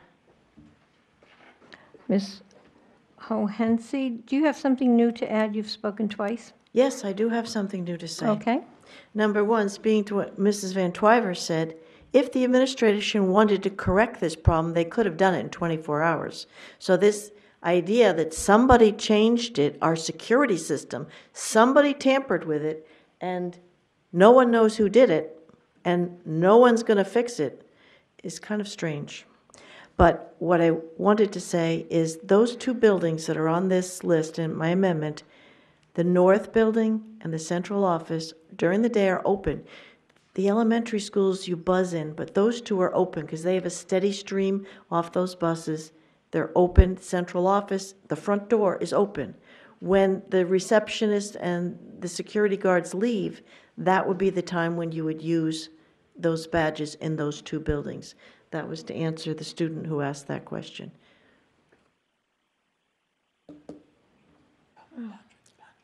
Patrick? I'm sorry, Mr. Gillis. I just know you have to, you're open to get into the building, but you're only open to get into the section of security, and then you have to sign in. Right. And then to get into the building to have access. Right. Yeah. Well, as I said, I would like to send this to policy. I don't know if there's any consensus on the board to do that, but I think we need to look at it a little bit more carefully, especially central office. Do we have any consensus to send it to policy? Point of order. I move that we send it to policy. Point of order. We have motions on the floor. Okay. We have Okay. amendment, and we also have the original motion. Vote on the amendment. Okay, so we can take a vote on the amendment, if that's what you'd like me to do. Yes. Okay. On the amendment, does anybody need clarification on the amendment? No. Okay. On the amendment, Mr. Mosher, No. Mrs. Oden, No. Mr. Kaufman, Yes. Ms. Raymond, No. Ms. Timmons, No. Ms. Hohensie, Yes. Ms. Van Twyver, Yes. Mr. Guarino votes no. Ms. Porter? No. The noes have it, 6-3. The amendment fails. Now, on the motion, Mrs. Oden, Could you read the motion, please? I'll read the motion again. Move to direct the superintendent to reinstate key card access for all board members for the administration building and district schools. Mrs. Oden, I'm sorry, Mr. Mosher? Yes. Mrs. Oden? No. Mr. Kaufman? Yes. Yes. Ms. Raymond? No. Ms. Timmons? No. Ms. Hohensie? Yes. Ms. Van Twyver? Yes. Mr. Guarino votes no. Ms. Porter? No. We have 1, 2, 3, 4, 5 noes and 4 yeses. The motion fails. Madam President, point of information, does that mean that we don't have access to any schools now? Because we had this before. I'm sorry. Explain. Are we going to have access to the administration building and north? Because if this fails, then we don't. And that's why I wanted to send it to policy. I think we do have to address the administration building. Mr. Guarino? I'd like to make a motion to amend the rules to go into non-public session to take the agenda out of order at the last item on our agenda, under security updates in Brentwood, because we're running out of time. I was going to say, thank you. It's 5 minutes of 9, and we have to take a vote. Point of order. Second, someone? We haven't even had public comments. We haven't had board member comments. We keep truncating those. Excuse me, you weren't recognized? I said point of order. Oh, but point of order, let me recognize you then. Thank you. So if we're going out of order, you're eliminating public comments again, and you're eliminating board member comments again. Second. On the motion, Wait, can we have discussion? Yeah. Could you speak to your motion? Was there a second? Yes, there was a second. Ms. Timmons seconded it. Let him go. Seconded it.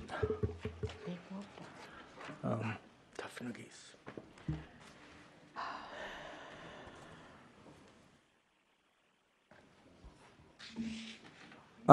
As I said, we're running out of time, and we have to go into non-public, and we have some security updates, which I think is very important. And also, we're going to talk about Brentwood.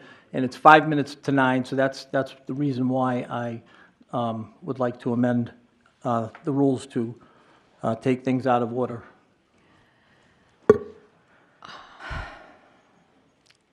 Can I speak to this? You rather? I have concerns because it's now 4 minutes before 9, and we are supposed to take a vote to extend the meeting by 30 minutes at 5 minutes of 9, and we need to take that vote if we're going to continue the meeting until 9:30. Agreed. Ms. Raymond? Yes, I agree. I would love it if someone would choose to withdraw this motion, because I think we can extend, and then when we get 5 minutes, then we can choose to extend again for non-public. I'd also like to mention that people are still here. We have the last day of school, for which people have come to speak about, and that seems very important to me as well. And I don't think that that is something that can be pushed off, whereas the non-public, if we go into it now, then everybody has to leave and then come back when we're done, and we might run into time issues. So I would prefer that we vote to extend, take some of the stuff that needs to get done tonight, and then, worry about non-public after. Good. I will withdraw my... Call the question, Madam Chair. Excuse me. Excuse me. I will withdraw my motion. If you withdraw your second, Ms. I Dean. withdraw the second. Okay, withdrawn. Mr. Kaufman, do you have... No, I just wanted to vote on it so we could move things forward, that's all. Okay. I'm looking for a motion to extend the meeting. Ms. Raymond? I'd like to make a motion to extend the meeting by 30 minutes until 9:30 so that we can continue our very important discussions. I'll second that. Okay, seconded. Okay, Mrs. Oden? Question, Mr. Chair. Mr. Kaufman. I'm just curious, what will we be discussing? We are in the middle of key card access, as I've had the floor, and we've been discussing this. Are we going to continue with that, since that is the current topic? Yes, and I hope we would finish it quite soon. That's fine. What are we going to do after that, since the next thing is also called for under new business? Are we going to not do that, or are we only, because this rule about extending really doesn't allow us, it says that you can only discuss what you're discussing, that you cannot take up a new topic. Mm-hmm. So if that's the case, really all you can do is adjourn after that if you cannot take up a new topic. So this crazy rule you folks have adopted is, notice how it just really ties the hands of the board. So we are going to discuss the key card access. We're going to continue on that topic. Is that correct? Yes. And then what happens after that? I will move to suspend the rules because there are a couple of things on new business that I think need to be handled tonight that shouldn't be any amount of time consumed. The approval of committee assignments, we have Ms. Porter's committee assignments, and we have approval of police training and the last day of school issue that I think should be addressed. So when will these other issues that are on the agenda before those that you just spoke of be addressed? Hopefully at the next meeting. I would prefer a commitment and they be dealt with as unfinished business.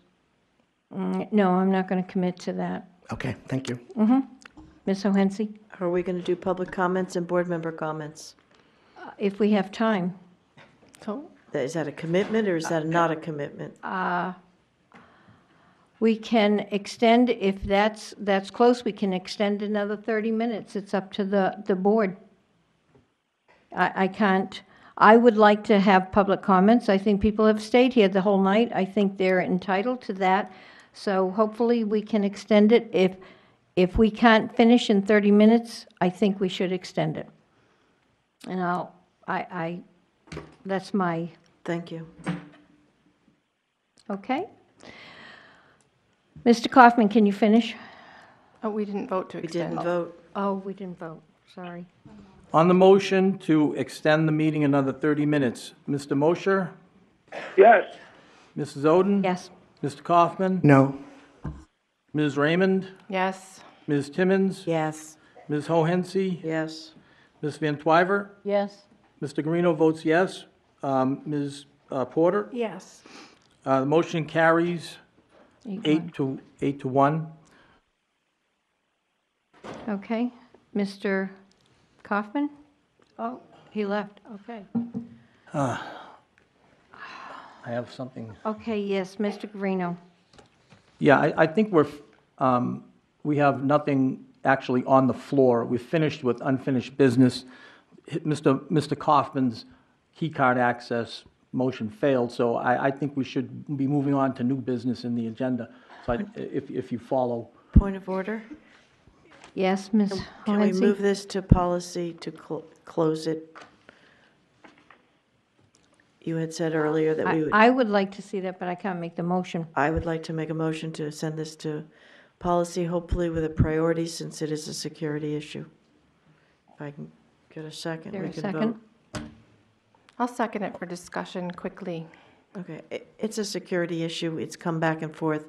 Be nice to just to put it to bed. So, Ms. Raymond? For clarification, are you asking for us to reconsider the motion that was just voted on, or are you asking us to discuss something further about key cards at policy? I don't care if you take this motion as a starting point or something new, but the issue needs to be worked on to get some consensus, because I don't want to see Mrs. Van Twyver not being able to get in the back of this building, which is the shortest access point to this room. And I think she deserves having that access. And there are other reasons, so I think we need to work on it. And I don't care how we work on it, but once it's in committee, we can amend. Okay. Call the question? On the motion Can you read it? to send the key card access to policy, Mr. Mosher? Yes. Mrs. Oden? Yes. Ms. Kaufman is not here. Ms. Raymond? Yes. Ms. Timmons? No. Ms. Hohensie? Yes? Ms. Van Twyver? Yes. Mr. Guarino votes yes. Ms. Porter? Yes.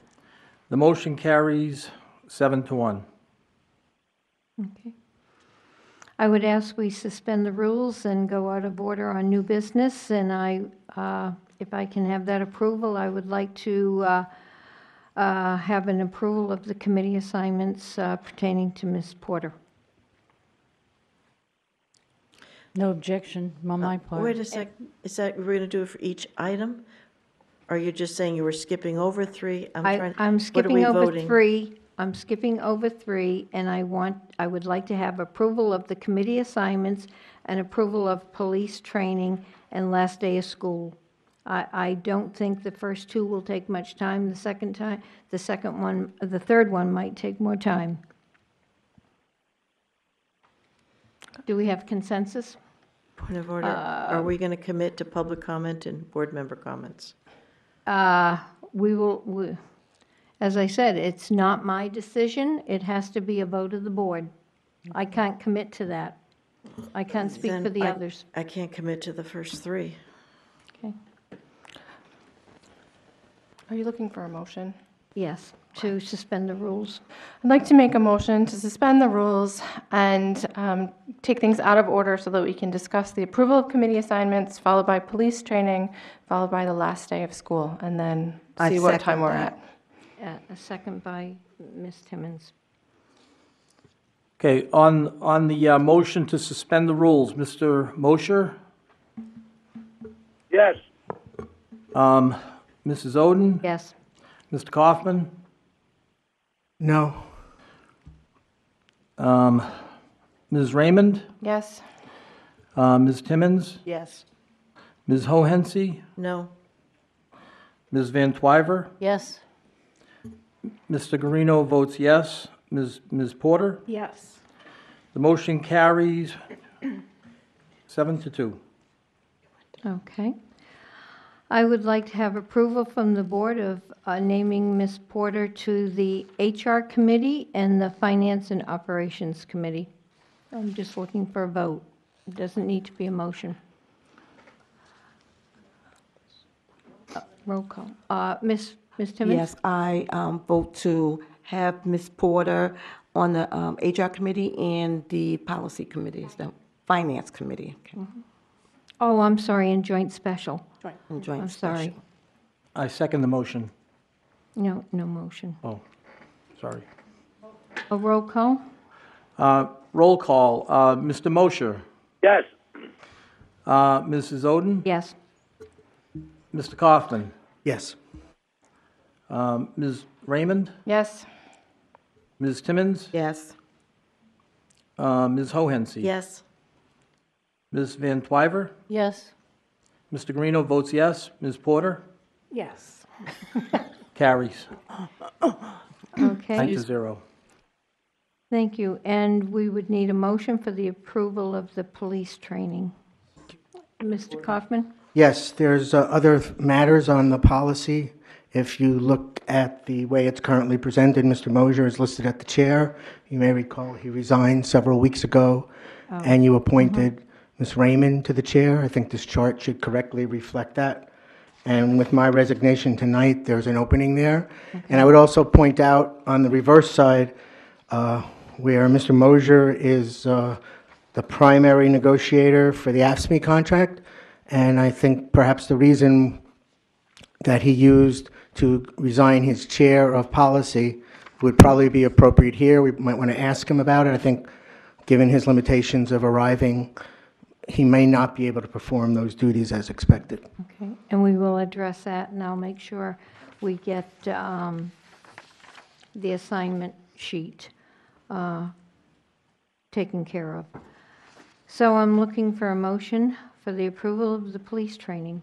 I'd like to make a motion for the approval of the police training. Do we have a second? Second? Ms. O'Hensi? Did you want to speak to your motion? No. No? Okay. Mr. Kaufman? So let me first say I think it's a great idea that we receive this training. The district receives it, teachers and the board if we're able. I think it's great, but I wonder how can we can certainly approve the training, but I don't know that we can schedule it until the issues surrounding the last day of school have been resolved, since it's my understanding that that's when the staff would be trained under those circumstances. So I don't know if it's premature to approve the training until we know what the last day of school is. So I just asked that as a question. I think we have to have the training no matter what. This isn't about the schedule. This is just a motion to approve the training, and we will need that for our staff. Thank you. Okay? Roll call? Roll call. Motion? On the motion to approve police training, Mr. Mosher? Yes. Mrs. Oden? Yes. Mr. Kaufman? Yes. Ms. Raymond? Yes. Ms. Timmons? Yes. Ms. Hohensie? Yes. Ms. Van Twyver? Yes. Mr. Guarino votes yes. Ms. Porter? Yes. Motion carries 9-0. Okay, thank you. Last day is school bargaining units reaction, and I'm going to let Dr. Mosley speak to that.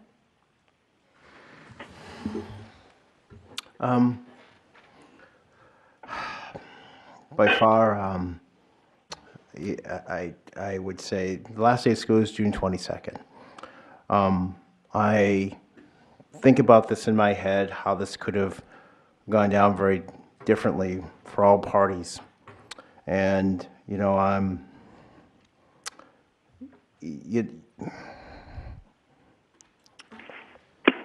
I feel terrible that I let the students down on this one. I'm sorry. I felt like I probably could have knocked on a little bit more doors than I should have for this proposal. You know, there's no one's fault here whatsoever. We'll get it right the next time if we're ever in this situation. There's no blame here. There's no one that said that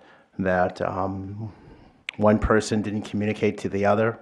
Not trying to union bust or anything like that. We were trying to come up with a win-win situation for all parties involved. It's terribly disappointing on everyone's end.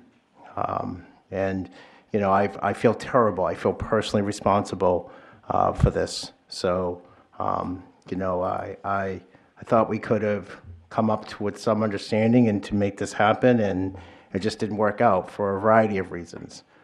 So there's no way that anyone can predict how many snow days we can accumulate. It could be 2, it can be 8, it can be 10. If someone told me that it's going to snow in March 2 times, then I wouldn't believe you. But it worked out that way.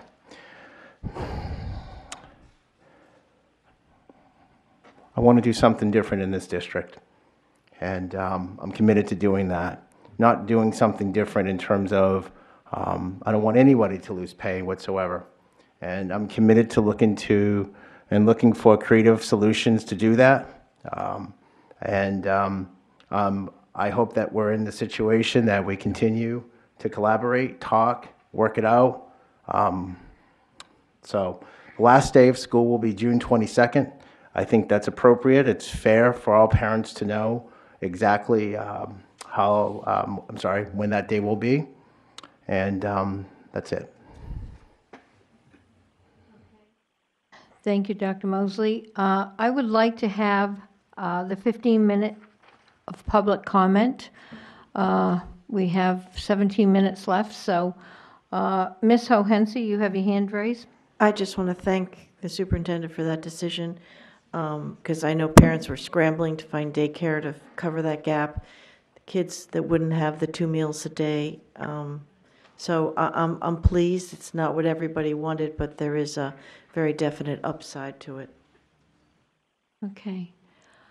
I'll open the floor for public comment now. Just your name and address. Adam Marcoux, 4 Gillory Lane. I'm the president of the Nashua Teachers Union. First off, thank you for approving the training with the Nashua Police, the ADD method, I guess we'll call it. Speaking with colleagues, no one wants to do it, but they know we have to. They know it's important.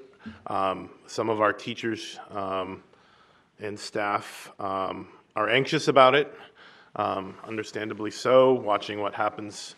But if we have to do it, then I'm very happy to be in the capable hands of the Nashua Police in the method that they use, so we can all be speaking the same language in case, hopefully, we never have to go down that road. Second, some comments about the last day of school. We've had 8 snow days, which by my calculations comes to June 25th. I'm just curious as what the plan is for that Monday in regards to all the faculty and staff. I don't need an answer tonight, but there's a lot of questions from them as well, what that means for them. So I'd like to clarify for them as soon as possible. In regards to the memorandum sent out by the superintendent on April 6th, there's a few things that I'd like to clarify on my viewpoint. Under proposal number 2, the counter proposal to proposal 1 was made to the board. The board did not take any action on it, therefore the union didn't take any action on it. That's what happened with that. Proposal number 3, we had a discussion. The union, had an understanding that the 5 PD days would cover all 4 collective bargaining units for all 5 days. As you can see in that proposal that's attached on the back of the snow day list, that was not what was sent to us after, and therefore the executive board and I did not allow the vote, which I'll tell you was not popular with some of the membership, but my job and the executive board's job is to protect all 1,600 members, regardless of what unit they work for, and to ask them, one unit specifically, to go without pay and then offer makeup time on a first-come, first-served basis is unacceptable to the membership and to the executive board, and therefore that is why there was no vote by the union. With all that said, we are more than willing and ready to sit down with whomever wants to sit down at the table to discuss alternative ways to avoid this, what seems to be coming every school year discussion. when I watch the weather, it can snow Friday afternoon into Sunday morning. That's it. There's no storms allowed during the week, and obviously, I don't control the weather, as many people think I might do. So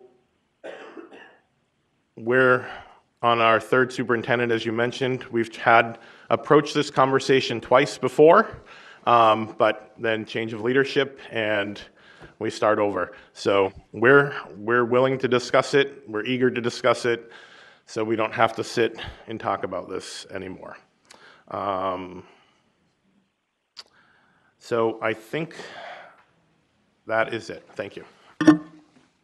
Thank you, Mr. Marcoux. Is there anybody else?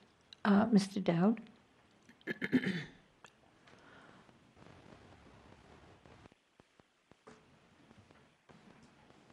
Rick Dowd, 8 Ascot Park, Alderman Ward 2, and Chair of the Budget. I am not here as officially as the Chair of the Budget, but I thought I'd give you a little guidance relative to the budget. And I certainly don't want to drive any more discussion tonight on it, but thank you. As Chair of the Budget, I've received the budget from the mayor, and he's allowed the school 2.5%. That's what the budget is from the mayor. When you come before us in May, you can make discussions or try to convince the budget committee and then the full board to authorize anything above that. First of all, the Board of Aldermen only have bottom line authority for the school budget. We cannot cut any line. We cannot suggest that you add 15 paras or anything like that. All we can do is add or subtract bottom line. So when you come before us, you know that you have 2.5%. And anything above that, you have to make a commending argument to the budget committee and then perhaps the full board to get the 8 votes that are required to add to the mayor's budget. It used to be 10 votes, but we won't get into that. It's 8 votes now.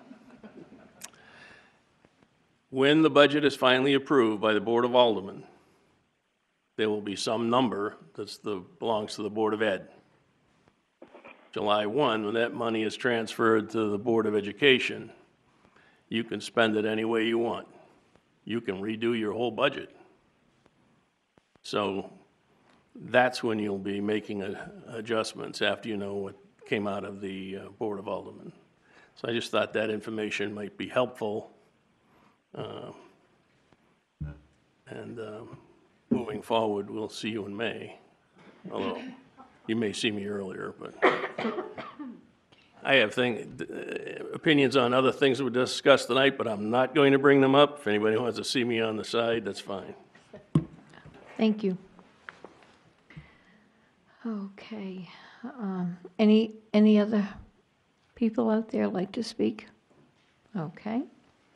Well, we have 10 minutes left of this session. Board member comments. Ms. Timmons? No comment. Ms. Porter? No comment. Ms. Raymond? Not at this time, thank you. Okay. Ms. Van Twyver? A security issue, I'd like a yes or no answer if the security problem with the after-school program has been fixed.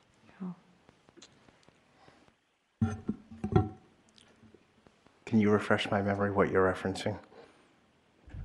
After-school program, people are allowed to walk in behind others. And that is a security risk, and I'm asking if that has been addressed and has it been fixed? In what school? All of them that have after-school programs. They should be, again, we've put out messages to parents, we put out messages to the secretary, and certainly there's, quote, no holding the door.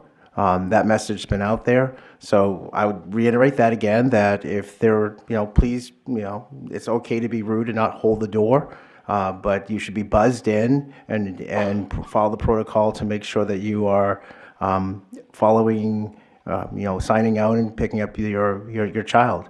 So we will reinforce that over and over and over again and certainly address that. So That been added to the security policy? I can't add I can make the recommendation to the policy committee and It's then not the policy committee, the policy. One thing, excuse me. We're going to start with respect. So please let me finish. If you want me to finish, I will finish. If you're going to interrupt me, then I'm not going to talk. Ms. Van Twyver, I will defer to you. I'm asking if that security policy developed by the security director has been updated to include that fix. I will look into it and get back to you by the next meeting. Thank you. Can I just say, I did go to one of the schools and I did notice a tape underneath. I think Mr. Lassard could speak to it that said, please do not let somebody in behind you.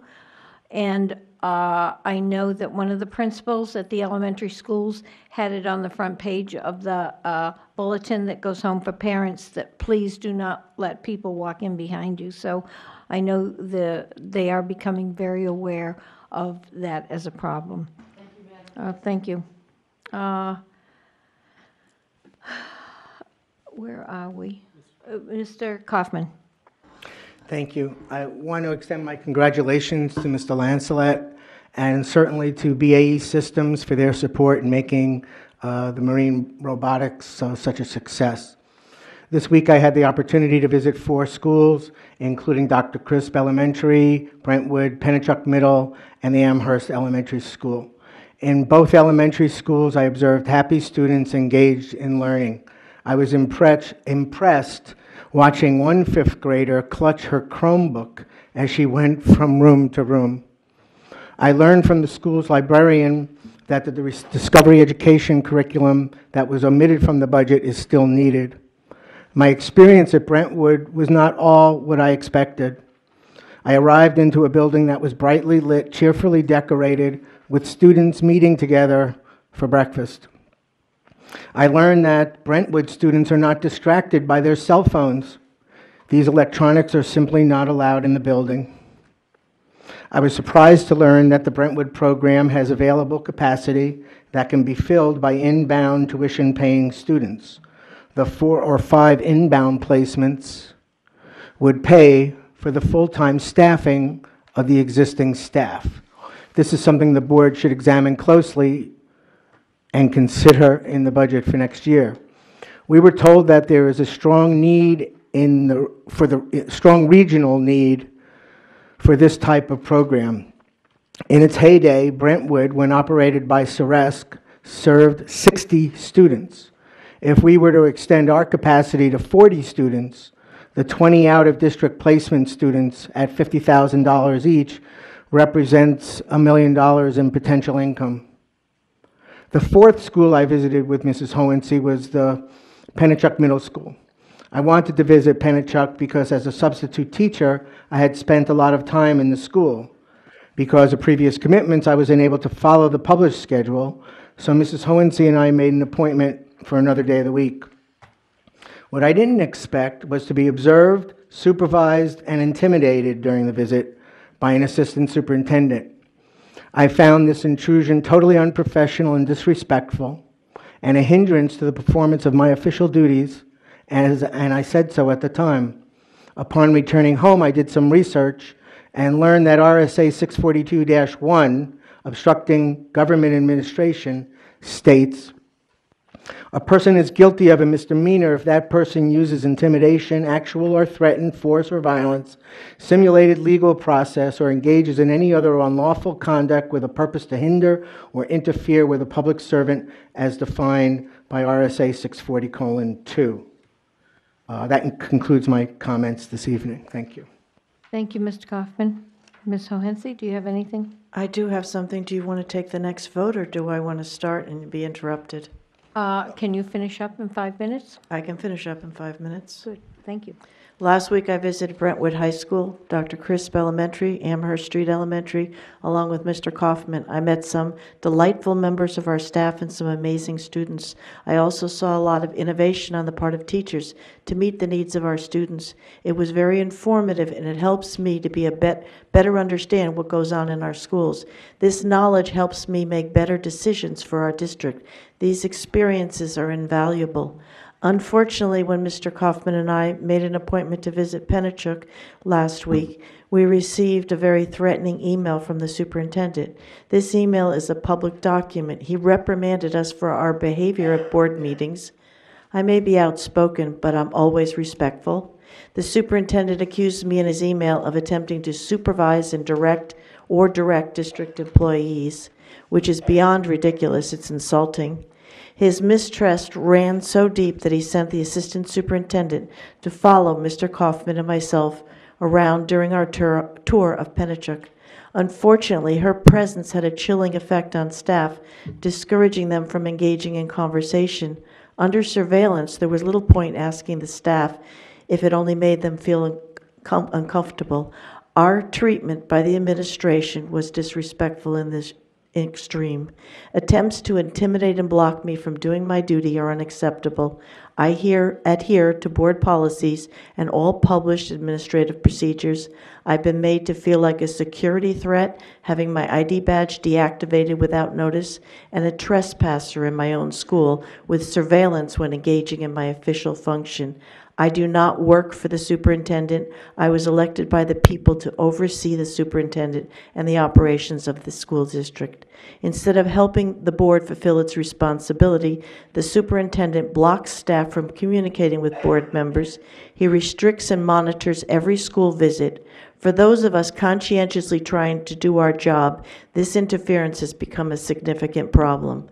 Under Board Policy BCA, each individual board member has the responsibility to, quote, seek systematic communications with students, staff, and members of the community, unquote.